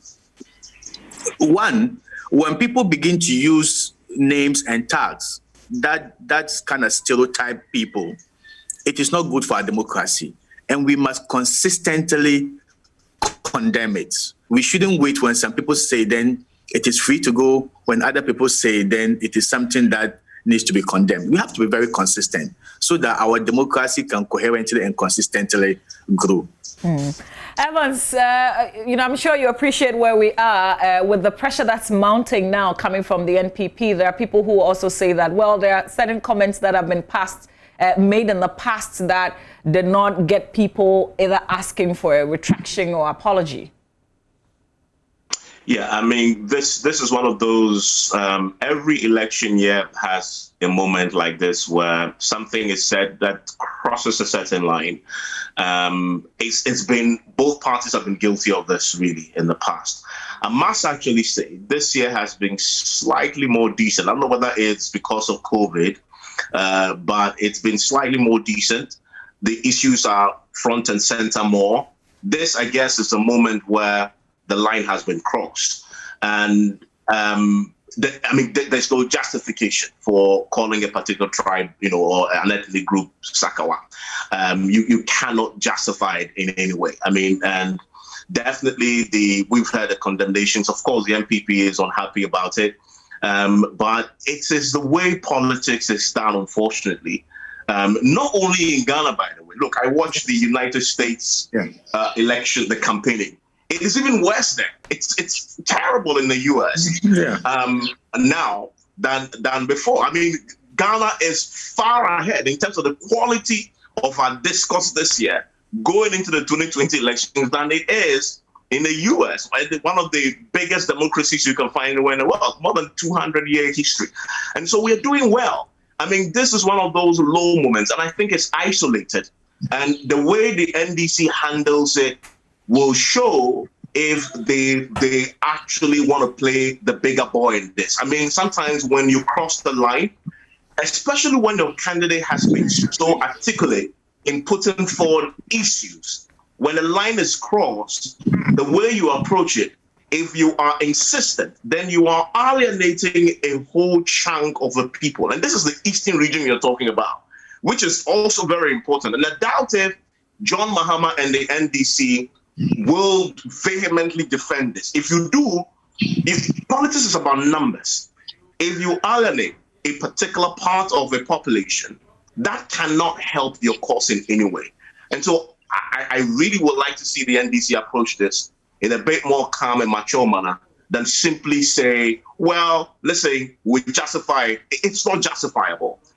If it wasn't, and I agree with Dr. Halidu Seidu, it wasn't in the past, it was wrong in the past, and the NDC possibly may have been on the receiving end of similar attacks in the past, and if everybody condemned it, it can be wrong now. And so I really want to see the NDC do something more on this particular matter, probably even withdrawing, which possibly may be difficult, but it's definitely not good for us going into an election where the issues largely have been dominant. Let me ask the Deputy General Secretary of the party, Mr. Peter Otokuno, which direction they intend going from here. With all that you've heard, sir, what's your reaction? Well, I strongly disagree with what Evans said, that this is one of the lowest moments in the campaign. I strongly disagree. It is not the lowest moment in the campaign. There have been far more lower periods in this campaign than this. No line has been crossed. We have run a very decent campaign. President Mahama has been the advocate for a decent campaign, and you can see that from all our communicators. We are an opposition party. But let's speak to this specific. Let's speak to this specific issue. Let's speak to this specific issue. Yeah, exactly. That's what I'm doing, Mama B. Exactly, that's what I'm doing. Others have even criticized that we have not been strong enough. We have not, been hard enough as opposition party, and we are very glad about that. It's part of our strategy to run a very decent campaign, and we have kept to this. Indeed, President Mahama said was not out of place at all. Indeed, we are talking about the Ejapa deal and how we think how fraudulent we think it has been, and how a group of people who are coming from the president's family, are trying to dupe the country, and that is where this Achem Sakawa boys thing came from. It doesn't mean that all Achems are Sakawa boys. For example, if you say Waliwali Adam Smith, doesn't mean that all people in Waliwali are Adam Smith. No, they cannot be Adam Smith. So I think that we have to put the context and be fair to the issues. We have had occasions where President Mahama has been called incompetent Mahama. In fact, his title as a president was removed, and they called him incompetent Mahama. Not on a single occasion did President Akufo-Addo and his running mate called President Mahama a president, and excluded the incompetent. Nobody said anything. I didn't hear Evans. I didn't hear anybody. It's part of the politics. So I think that we should be fair in some of these issues. We know President Mahama's nature. President Mahama will not mean malice to make such a statement. So you insist that he hasn't said anything wrong? You insist that he hasn't said anything wrong, which means there's not going to be any apology or retraction? Absolutely not. There's not going to be any apology about it. And you see, in recent times, the president has even embarked on a campaign of name calling anybody in the history of this country. Even through this COVID, all his address, he has been calling people names. He's been calling President Mahama names. He's called him Neseya and Jeremiah and all those things. All manner of names, have been called President Mahama. And it's actually the kind of campaign that the MPP ran, name-calling campaign. And so if, for example, there is a very, very dirty deal that has been cooked by this government, by the family members of the president, and we say that, okay, this is a Sakawa deal by Achem Sakawa boys. How does that, extend to all Achem people? Okay. I think that we should be fair to the issues. And again, the president's reaction. Evans, we are discussing this because of the president's reaction. If the president has not reacted, I'm sure we will not be discussing this. President Mahama didn't express that level of anger that President Akufo-Addo has expressed on this matter. That is why we didn't have all of us discussing it and calling for somebody to apologize. I thank you for your time. Let me just quick reaction because of what Peter Otokuno just said. Dr. Alidu Seidu. Sorry? He's given us context, right? And he's saying that there's not going to be any apology or retraction. I like the fact that Ivan said this is an isolated case, but I also like the fact that Peter mentioned the context. You see, they didn't just call people in the Eastern region or Achem people and insulted them. The statement was made, I think, from Honorable Isaac Adongo with respect to a specific deal. And then they were actually saying that the amount of money that Ghanaians are going to lose in this particular deal amounts to the kind of scamming Sakawa boys do. So this was a kind of comparative terms with regards to a specific issue. So if we take the context out, it will look like a whole group or a whole region have been stereotyped. I think, like I mentioned earlier, those kind of politics of insults and attacks doesn't help. But you see, in a campaign in a campaign period of this time, some party fans, some party supporters think the NDC has been so soft, looking at what the MPP has said about them and their leaders over the years. And some people are not happy. Though this may energize specific base of the party supporters, I still think they should manage it well. But apologizing, I don't think they should apologize. Okay. All right. Dr. Alida Seidu, thank you. Evans, the last say on this with the context that's been provided by Peter Tokuno. I insist. I understand how politics is played. But when you begin to mention ethnic groups, you are in dangerous territory. Otokuno mentioned that John Mahama was called incompetent. That was to his person. And if you attack Nana Ado's person, I think sometimes it's really fair game. I mean, politics is played like that. I mean, but once you begin to, the language becomes about an ethnic group, a tribe. In the country where we have so much diversity, I think it's a pretty dangerous, slippery slope. Knowing that in politics, sometimes the context doesn't matter as much as the perception it creates. That is why we are having this particular conversation. The context is mentioned, the perception, right, has been created that it's an attack against an ethnic group. You can struggle to explain it away, but the people have already formed an opinion on this, right? And that's what you have. That's what I'm saying. It is dangerous. Don't go there. Once you start introducing tribes, Evans, Gans, Achims, you are in trouble. In a country like ours, I wish politics would be done without those labels introduced in the conversation. Attack the person's personality all you want. Politics is done like that. Call him incompetent, call him blind, whatever it is, but do not go attacking or mentioning people's tribes that people can get very passionate about, and that is dangerous. Thank you, gentlemen. Evans, I agree with Evans' submission, but what I do want to emphasize is the element of consistency. Even in the run-up to the voter registration exercise, some ethnic groups and some people who were classified as not being Ghanaians. Nobody apologized for that. We have to be very consistent. You understand? Consistency is the key. What is wrong is wrong.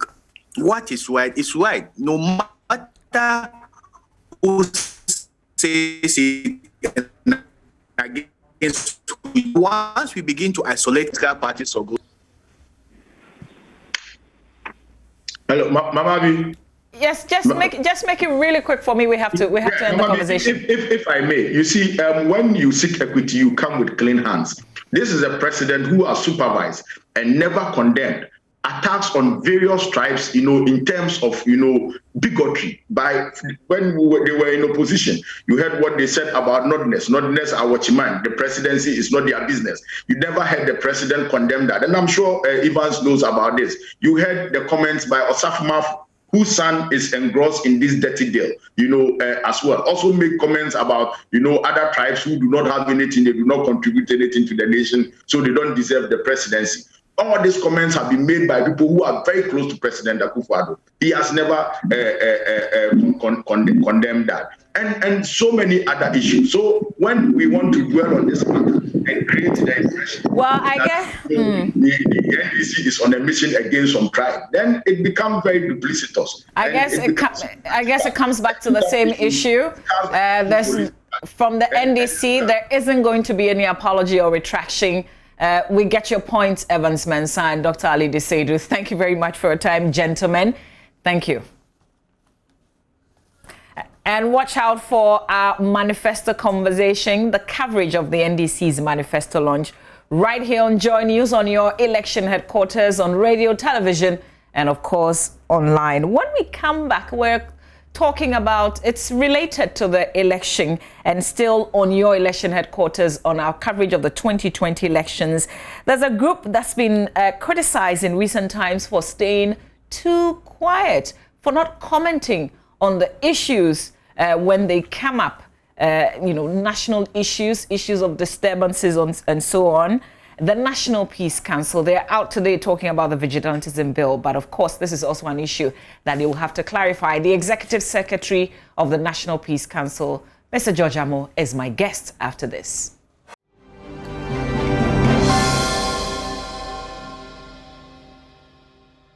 Let's talk about the Peace Council's campaign now, talking about Vigilantism and Related Offences Act 2019, Act 999. My guest is Mr. George Amoah, Executive Secretary of the National Peace Council. Good morning to you, sir. Thank you for coming. Good morning. Before we talk about this campaign, though, let's clarify a few issues. Yeah. Some people say you've been too quiet. In the past, you were more out there condemning things that are supposed to be condemned, but these days you're rather too quiet. Thank you, and let me say good morning to our cherished viewers and listeners.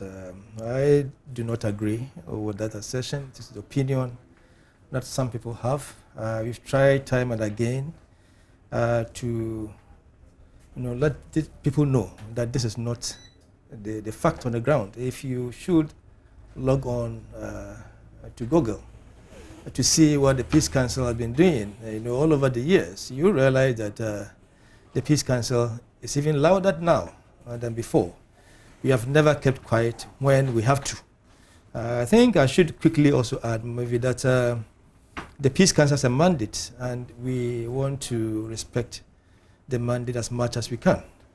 So over the years since the Peace Council was established, in the form of a policy framework in 2006, and when it was backed by an act of parliament in 2011, the Peace Council has always stood up to the test of the time. What's the strategy? So, for instance, if there is a comment deemed ethnocentric, for instance, does the Peace is it part of your duty to come out and issue a statement and condemn if there's violence, for instance? Do you make comments on individual issues? Yeah, thank you once again. You see, the Peace Council, per the act that established us, Act 818, we are expected to facilitate and develop the mechanisms to prevent, to manage, and to resolve conflicts. So if you look at the mandate of the Peace Council as it is, we have not been assigned responsibilities to condemn or to make judgments on people's comments or people's actions. But if you should look at peace in a broader context, then wherever it is necessary that we can make a comment that would seek to prevent conflict or prevent tension from escalation, then we can come in. And I think we've been doing that quite often. From time to time, if people had watched the voters registration period, we issued 3 statements. One, I think, in the second week of the exercise, the second in the middle of the exercise, the last a week after the exercise. And we have not shied away at all. The chairman of the Peace Council, Most Reverend Professor Emmanuel Asante, most of the time has been speaking to you, multimedia, and other stations around, to make commentaries on matters that are of national interest. So we haven't, slept on. But you know where the comparison is coming from, right? People compare the period of the previous administration and now, and the perception is it's either you are more friendly to this administration, and so you hardly make comments of condemnation when issues happen, but you clearly disagree. Yes, the views of people, I cannot contest here, but they should bring the facts to support this. I'm not sure that is the situation. Let's pay attention to the vigilantism law. This is a law that is in action, if you like. It would bite if you go against it. What do you want to tell the people about this law? Thank you very much. I think the Vigilantism and Related Offences Act 2019, Act 999, has come to increase the frontiers of let me put in quote, the fight against violence in our electoral arrangements. One, this act was subjected to a lot of public discussions somewhere last year after the Ayawaso West Wagon unfortunate incident. And since then, inputs were forwarded. We in the Peace Council, civil society groups made a lot of input into the bill before it was passed into an act. So generally, it is a response to a social problem, that we needed to deal with. And since it was passed somewhere last year, we have been, focusing on letting people know what is it that is in the law. That we all must be careful so that we don't, flout and fall foul of the law. Let me quickly say, it's not a big, the provisions are not too many, but it has raised the issue of vigilantism, which hitherto was a misdemeanor to a second-degree felony, which means that the penalties that go, with breaking offenses regarding matters like vigilante activities, have been raised. Hitherto, you may spend some 6 months or maximum 2 years in jail or in prison custody. Now, it's been raised to no less than 10 years. So one can suffer for either supporting, financing, or forming vigilante groupings. If you do that, the penalties are higher, and you can lose your friends and your relations for no less than 10 years. I wonder why the Peace Council is on this mission, considering the political parties have given us the assurances. The main political parties have said that they've disbanded their groups. They don't have such groupings. And you made them sign a piece of document. Yeah. They've all pledged peace in this year's election. Yes, they did. And that is very beautiful for our democracy. And we continue to commend them for moving our peace frontiers forward, by signing the vigilantism roadmap. But, Mavi, we have been going down since last month. The Peace Council has embarked upon a nationwide campaign to sensitize the people of Ghana about the provisions therein in the Act. And even within the political leadership, I can assure you that not all of them are aware about the individual provisions in Act 999. Therefore, we have a responsibility as a peace institution, to drum home what is inside there so that people will be watchful, so that they don't do what the law says they should not do. So that is the campaign we've embarked upon. We think it is very important.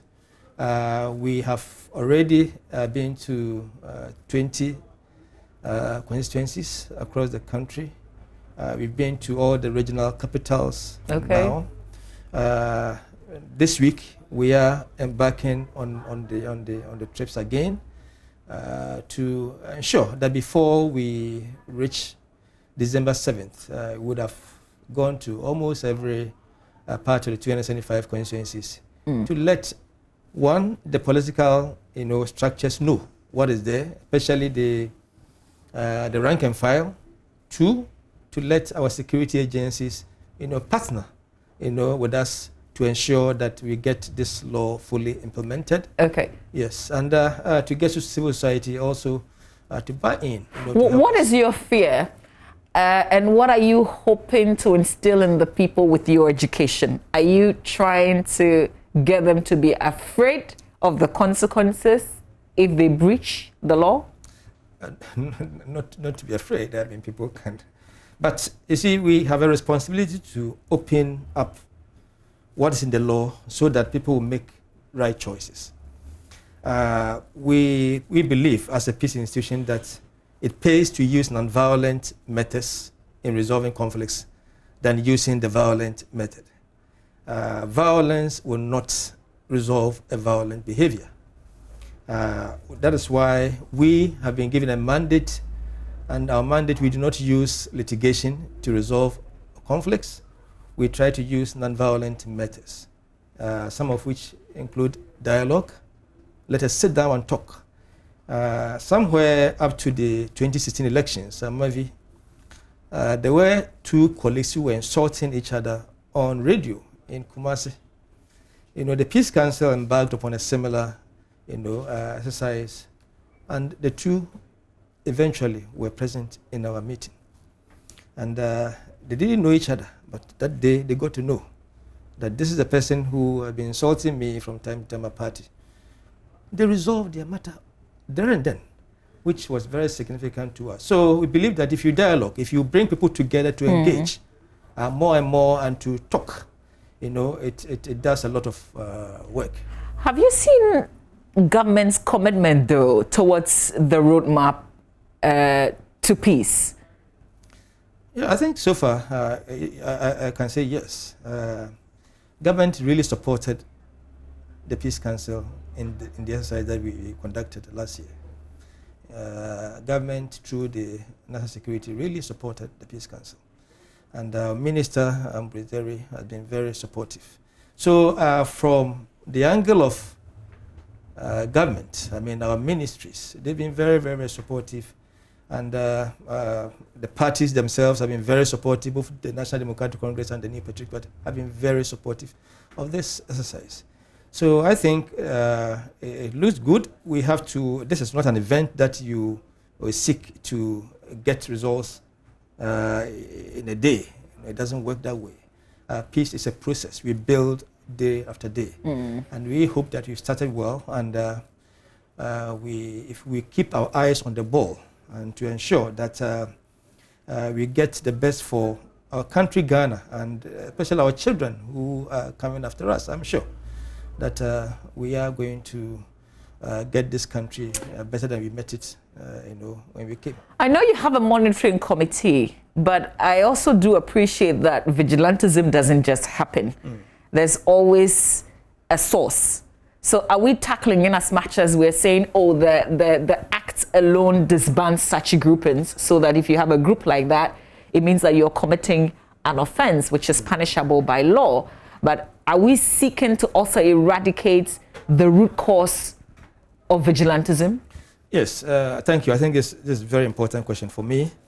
You see, the act is dealing with the legalities of vigilantism, the criminalities. If you break it, what happens? The roadmap is dealing with the soft parts, which I think interests you. What the roadmap has sought to do is to develop a program that from the short to the long term is going to deal holistically with the issue of vigilante in the country. So, for example, we have identified some of the drivers as the youth bulge or the unemployment situation that we find ourselves in. How do we deal with them? If, for example, we have most of our youth who are engaged in these activities have something gainful, to engage themselves, they are unlikely, to lend their support to any political activist that would want their service.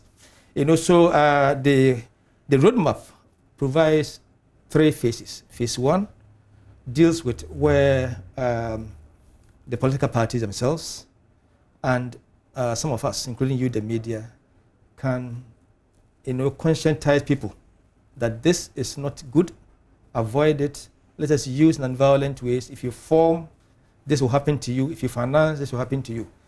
But the phase 2 and the phase 3 deals with the programmatic part of it. Let us build capacity. Let us get more of our youth with skills, relevant skills, so that they can be employable. Let us get jobs for them. Let us deepen inclusiveness and participation in our political system. Let us not leave anybody out. When we do that, then we are increasing inclusiveness, and when people feel they are part of a process, they hardly destroy that same process. So is that yielding fruits? Yeah, it's too early in the day. We haven't done any assessment or evaluation to, but I think it's getting well. Peace building is not an easy task at all, but to get the two main political parties to sign on to an important process like the dialogue, and to also get them commit themselves, to disbanding and etc. And now they've opened their doors. We are able to go to all the regional, offices, engage with their chairmen and leaders. I think it's a good way to start. We may not have a total result or outcome now or in this even elections, but going forward, I'm very hopeful that if you're able to implement the provisions in the Act as well as in the roadmap and the code of conduct, we are surely going to get the results in the very near future. Okay, so finally, let's talk about the monitoring committee. Yeah. What's their work exactly and what are they doing now? Yes, the monitoring committee is expected to monitor implementations of the code of conduct. As part of the roadmap, we developed a code of conduct, which has a 10-point provision. Then it has an enforcement, some 6-point enforcement mechanisms. So what we intend the monitoring committee to do is to follow up on the provisions to see whether or not the political parties are doing what they've pledged to do. Okay. Yes. So exactly that is what the monitoring committee. Would you tell us if they are not? Why not? We would the committee wouldn't shy away. We've had our first and second meetings. We've written to the NDC and the NPP to provide us with any complaint that they have. If they have concerns, bring them to us. Okay, have they?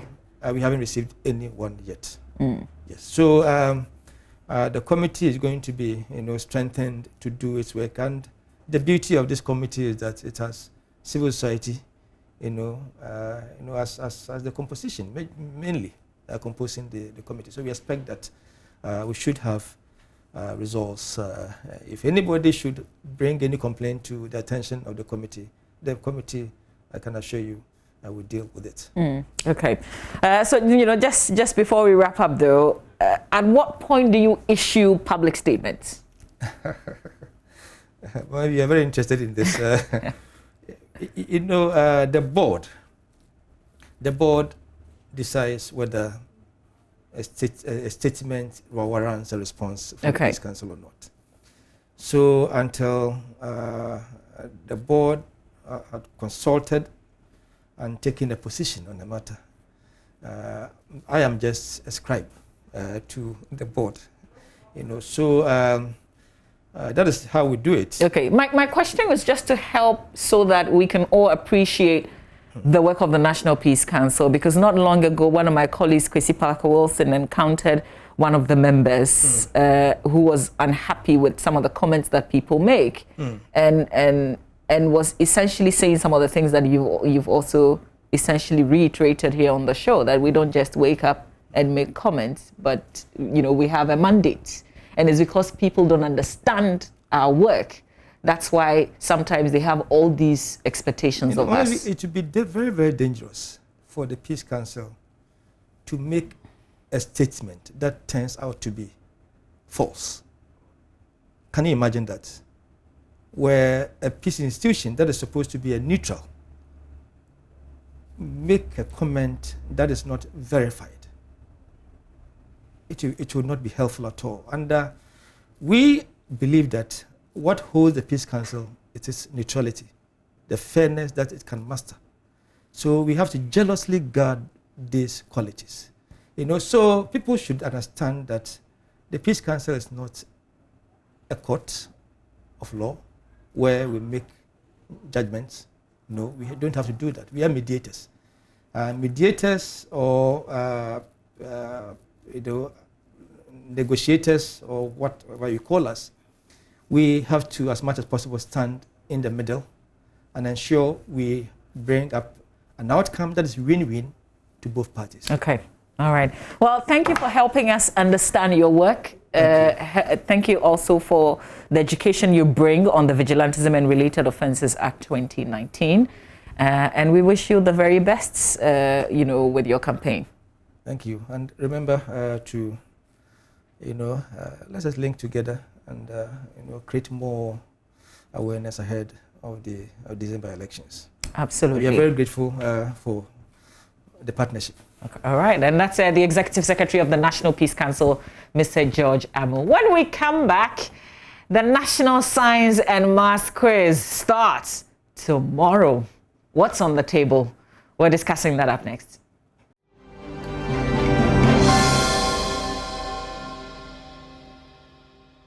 And we've been building up. It's just tomorrow, and the contest will get underway, the preliminary contest. Let's talk about the National Science and Maths Quiz with my guest, the Managing Director of Prime Time Limited, Nanekia Nkoma Asari. And then APSA is on board this year. Nana Esefo Boyson is Marketing and Corporate Relations Director, APSA Bank Ghana Limited. Good morning to you, ladies. Good morning. We've been counting down like we're rolling. The day's here. Tomorrow is just around the corner. Nanekia. Yes. We've talked about how far we've come, but let's welcome APSA. Can I ask how APSA is doing? COVID and bank, how are you doing? We're doing great, actually. And, fortunately, we have a very strong business continuity, management plan. And that helped us to take very decisive, decisions when COVID happened to ensure that we protect our colleagues and our customers as well. And also, as a bank, our performance is still on track. And we still remain one of the leading banks and the most efficient in the industry. So we're doing what we do best, helping people to connect their dreams to financial opportunities and resources. So we're good. My last conversation with APSA was just when you had rebranded. Yes. So how far have you come from Backlist to APSA? I'm sure you've been seeing a lot of APSA, around. So gradually, we're embedding the brand. In fact, we all wish COVID had not happened. But COVID happened, and we've taken advantage of the new normal and the new channels that we have, to embed the brand. So we're doing quite well on the journey that we set ourselves for. And as a bank, we're doing also quite well. Yes. So on behalf of Prime Time, thank you for joining the National Science and Maths Quiz. Thank you very much. But I wonder what moved you. The education and skills development is one of our strong, programs that we run as APSA. And the National Science and Maths Quiz resonates, with our education and skills program. So it wasn't a difficult decision to make. And as you and I know, artificial intelligence, digitization, big data. This is where we are going in the fourth revolution, industrial revolution. This is where we're going. And I think the promotion of science and math and science is very critical to this. So we really do resonate with the competition. And also we resonate also with Prime Time itself. You keep hearing us talk about Africanacity, the spirit of Africanacity, the ingenuity of the Ghanaian or the African, pushing through all boundaries to get things done, even if times are hard. I mean, for a company like this to have held on to such a competition for 25 years and more, if my information is correct, then you can only admire such an institution. And so these are some of the attributes and the characteristics that have drawn us to the National Science and Maths Quiz, and also with our own desire to help promote, maths and science, because we already support strongly in education and skills development through various programs that we run as APSA. Great. We'll come to your expectations, but Nanekia, last week Stephen was here after the balloting. So we know the schools that will be competing, but how ready are we is just tomorrow. Yes, we're very ready. We are setting up today. Okay. So we are very ready for the competition. So tomorrow you're in the Greater Accra region? Yes. That's the plan? Yes, we are in the Greater Accra region tomorrow, but we will also be en route to the north, to Tamale, at the same time. And because on Thursday we do the Western Zone, that's Western North and Western Region. And then at the same time, we'll be doing the Northern Zone. So we'll have Upper East, Upper West, Savannah, Northeast, and Northern Region coming together as the Northern Zone, and they will be starting their competition on Thursday. And then, so Thursday and Friday, and then on Friday, Central Region will be doing this, so it will be at the same time. Right, and then we move, so Eastern Region will be having this at the same time that the Bono Ahafo Zone, so Bono East, Bono Region, and Ahafo Regions coming together as the Bono Zone. They will be having their competitions at the same time next week. And then we will have Volta Oti having their competition at the same time as Ashanti. So the 17th and 18th, and that's when we end, and then come back to Accra for the second phase. What are you picking on the ground in terms of feedback? Oh, well, they are prepared. Everybody's looking forward to it. They're looking forward to it. So it's good to know. It's good to know that they are prepared for us, and we are also ready for them. Okay, great. Absa, what's the sponsorship package like? We've actually entered into a very bold 3-year, sponsorship package. With, that sounds good.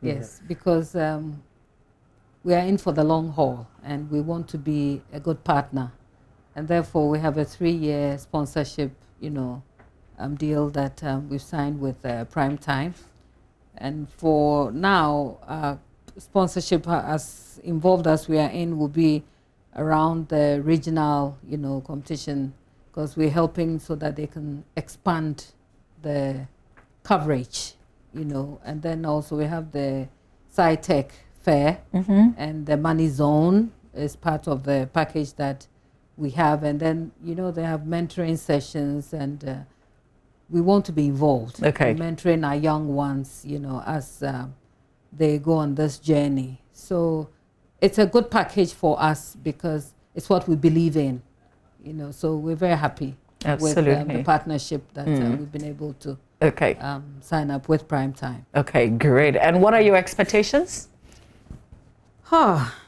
Usually you look at the young ones, and you get very excited because sometimes I actually wonder, where did they dig up all this knowledge, from?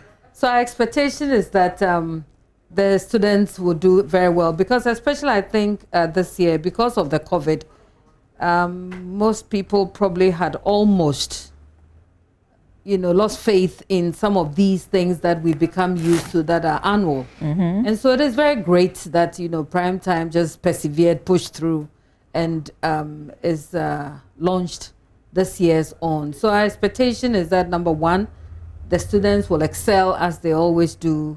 I think we've seen some new students and new schools coming on. When Kojo Yankson, we went to the launch, and Kojo Yankson was talking about, the upsets, one displacing the other one and coming almost like a revenge, And so we're looking forward to an exciting competition, and one that also helps the students learn, and we also learn as well. And for our brand, we're very happy that our brand is associated with something that is nationally, watched, and everybody's very excited about it. So we are very, very excited, and our expectation is very high for this year's competition, especially in this current times that we are in. I think it's a break from all the dire stuff, and it's very refreshing. And finally, I want you to tell my viewers, as we begin the competition, essentially tomorrow, what should they look forward to? So they should look forward to very exciting contests, and they should please, please, please bear with us as we try to keep everybody safe. And they should just bear with us and watch the competitions on our social media pages. And Joy News will be taking the feed as well. There'll be times when you will be doing live broadcast of the contest. They should bear with us. We know that they are very much involved in the production of the program, but this year we have to take care of everybody. We have to be really careful and social distancing and so on. So we cannot afford to have crowds at the recording centers. That's why we are not even disclosing where we are doing it. So great. Well, everything will be great. Okay. Can I say thank you to my sponsors? Yes, I need to, because this year is a special year, as you know, and so I'd like to say a really big thank you to all my sponsors for being with us, the Ghana Education Service and the Ministry of Education for supporting us and helping us along so that the program could come along. Absa Bank for coming on board and coming on board in a big way. If you notice, we did regional championships. We expanded. We were actually in Kumasi. We had set up, and then we had to go because the schools were closed right on that day. So, but at least we did Eastern Region, and there's more coming up. So, thank you very much to Absa Bank for having faith in us and sticking with us. I'd like to say a really big thank you to Prudential Life Insurance, to Goyle, to Airtel Tigo, GTP, Medifem, Multi-Specialist Hospital and Fertility Center, Adanse Travels. I'd like to say a really big thank you to Third Eye Care Vision, and to everyone else who's made it possible for us to have the competition this year. Dano Milk, thank you to everybody. Our academic sponsors, Academic City College, Accra College of Medicine, Central University. I want to say thank you to everybody. Okay. You've all been wonderful. All right. We'll remind you of the schools competing tomorrow in the Greater Accra region, and it will be on your screen. Whilst we do that, though, let me say thank you to those who are also making it possible for us to bring you this conversation and the competition on Joy News. Bright Senior High School is a world. Our world is a complex one, and in it, only the smart and intelligent win at Bright Senior High School, Kokron Tumi. We know this. It's the reason we've deployed state-of-the-art facilities and highly qualified teachers to train and groom the next generation of candidates for our universities and the future. Students are engaged within well-equipped classrooms, computer and science laboratories. That's not all. We've got the facilities to ensure quality recreation. At Bright Senior High School, every student is a priority, so we pay attention to every one of them to address their individual academic needs. Admissions have begun for first and second year students. We also offer O and A-level SAT and TOEFL. Funds are available at all GCB Bank and Zenith Bank branches across the country. For inquiries, kindly call 0277 147 727 or 0242 071 185. Email admissions@brightshs.com or visit the website brightshs.com. Bright Senior High School, building dreams, shaping the future. We're also grateful to ColorLink Plus Roofing Sheets. Call them on 0240844444. True, reassuring, original, and authentic. DBS at 25 years in roofing experience after several years of intensive research. DBS Industries Limited brings you ColorLink Plus Roofing Sheets to help complete your dream house in style. Experience the amazing touch of ColorLink Plus Roofing Sheets in 25 years, which means ColorLink Plus Roofing Sheets always stay clean and beautiful for you. And there's more. We're giving you a whopping 20 years warranty against fading and peeling. On top, DBS Industries will also give you a warranty certificate as a seal of our 20-year warranty agreement. So go on and get ColorLink Plus Roofing Sheets to complete your dream home today. Remember, always look out for the ColorLink imprint on all our roofing sheets for validation. Visit DBS Industries Limited here in Accra on the Spintex Road in the DBS building near Papaya Restaurants, or call their hotlines on 0543 286 637 and visit the other factories. There's one in Kumasi, Tamale and Takrady. You can call Takrady on 050 600 4242. Kumasi on 050 600 4141. DBS Industries Limited. We truly are your roof expert. Terms and conditions apply whilst you do that. Yes. And then also thank you to Adonko hand sanitizer, and Adonko Next Level energy drink. And yes, so thank you to these institutions for helping us with the coverage. Thank you, ladies, for being here. The competition will start tomorrow. Yes. And we will be keeping an eye on it. Great. We'll let our viewers to not miss any bit of it. Great. All right. Okay, stay with us. We've got show business news coming up. Kadi is up next.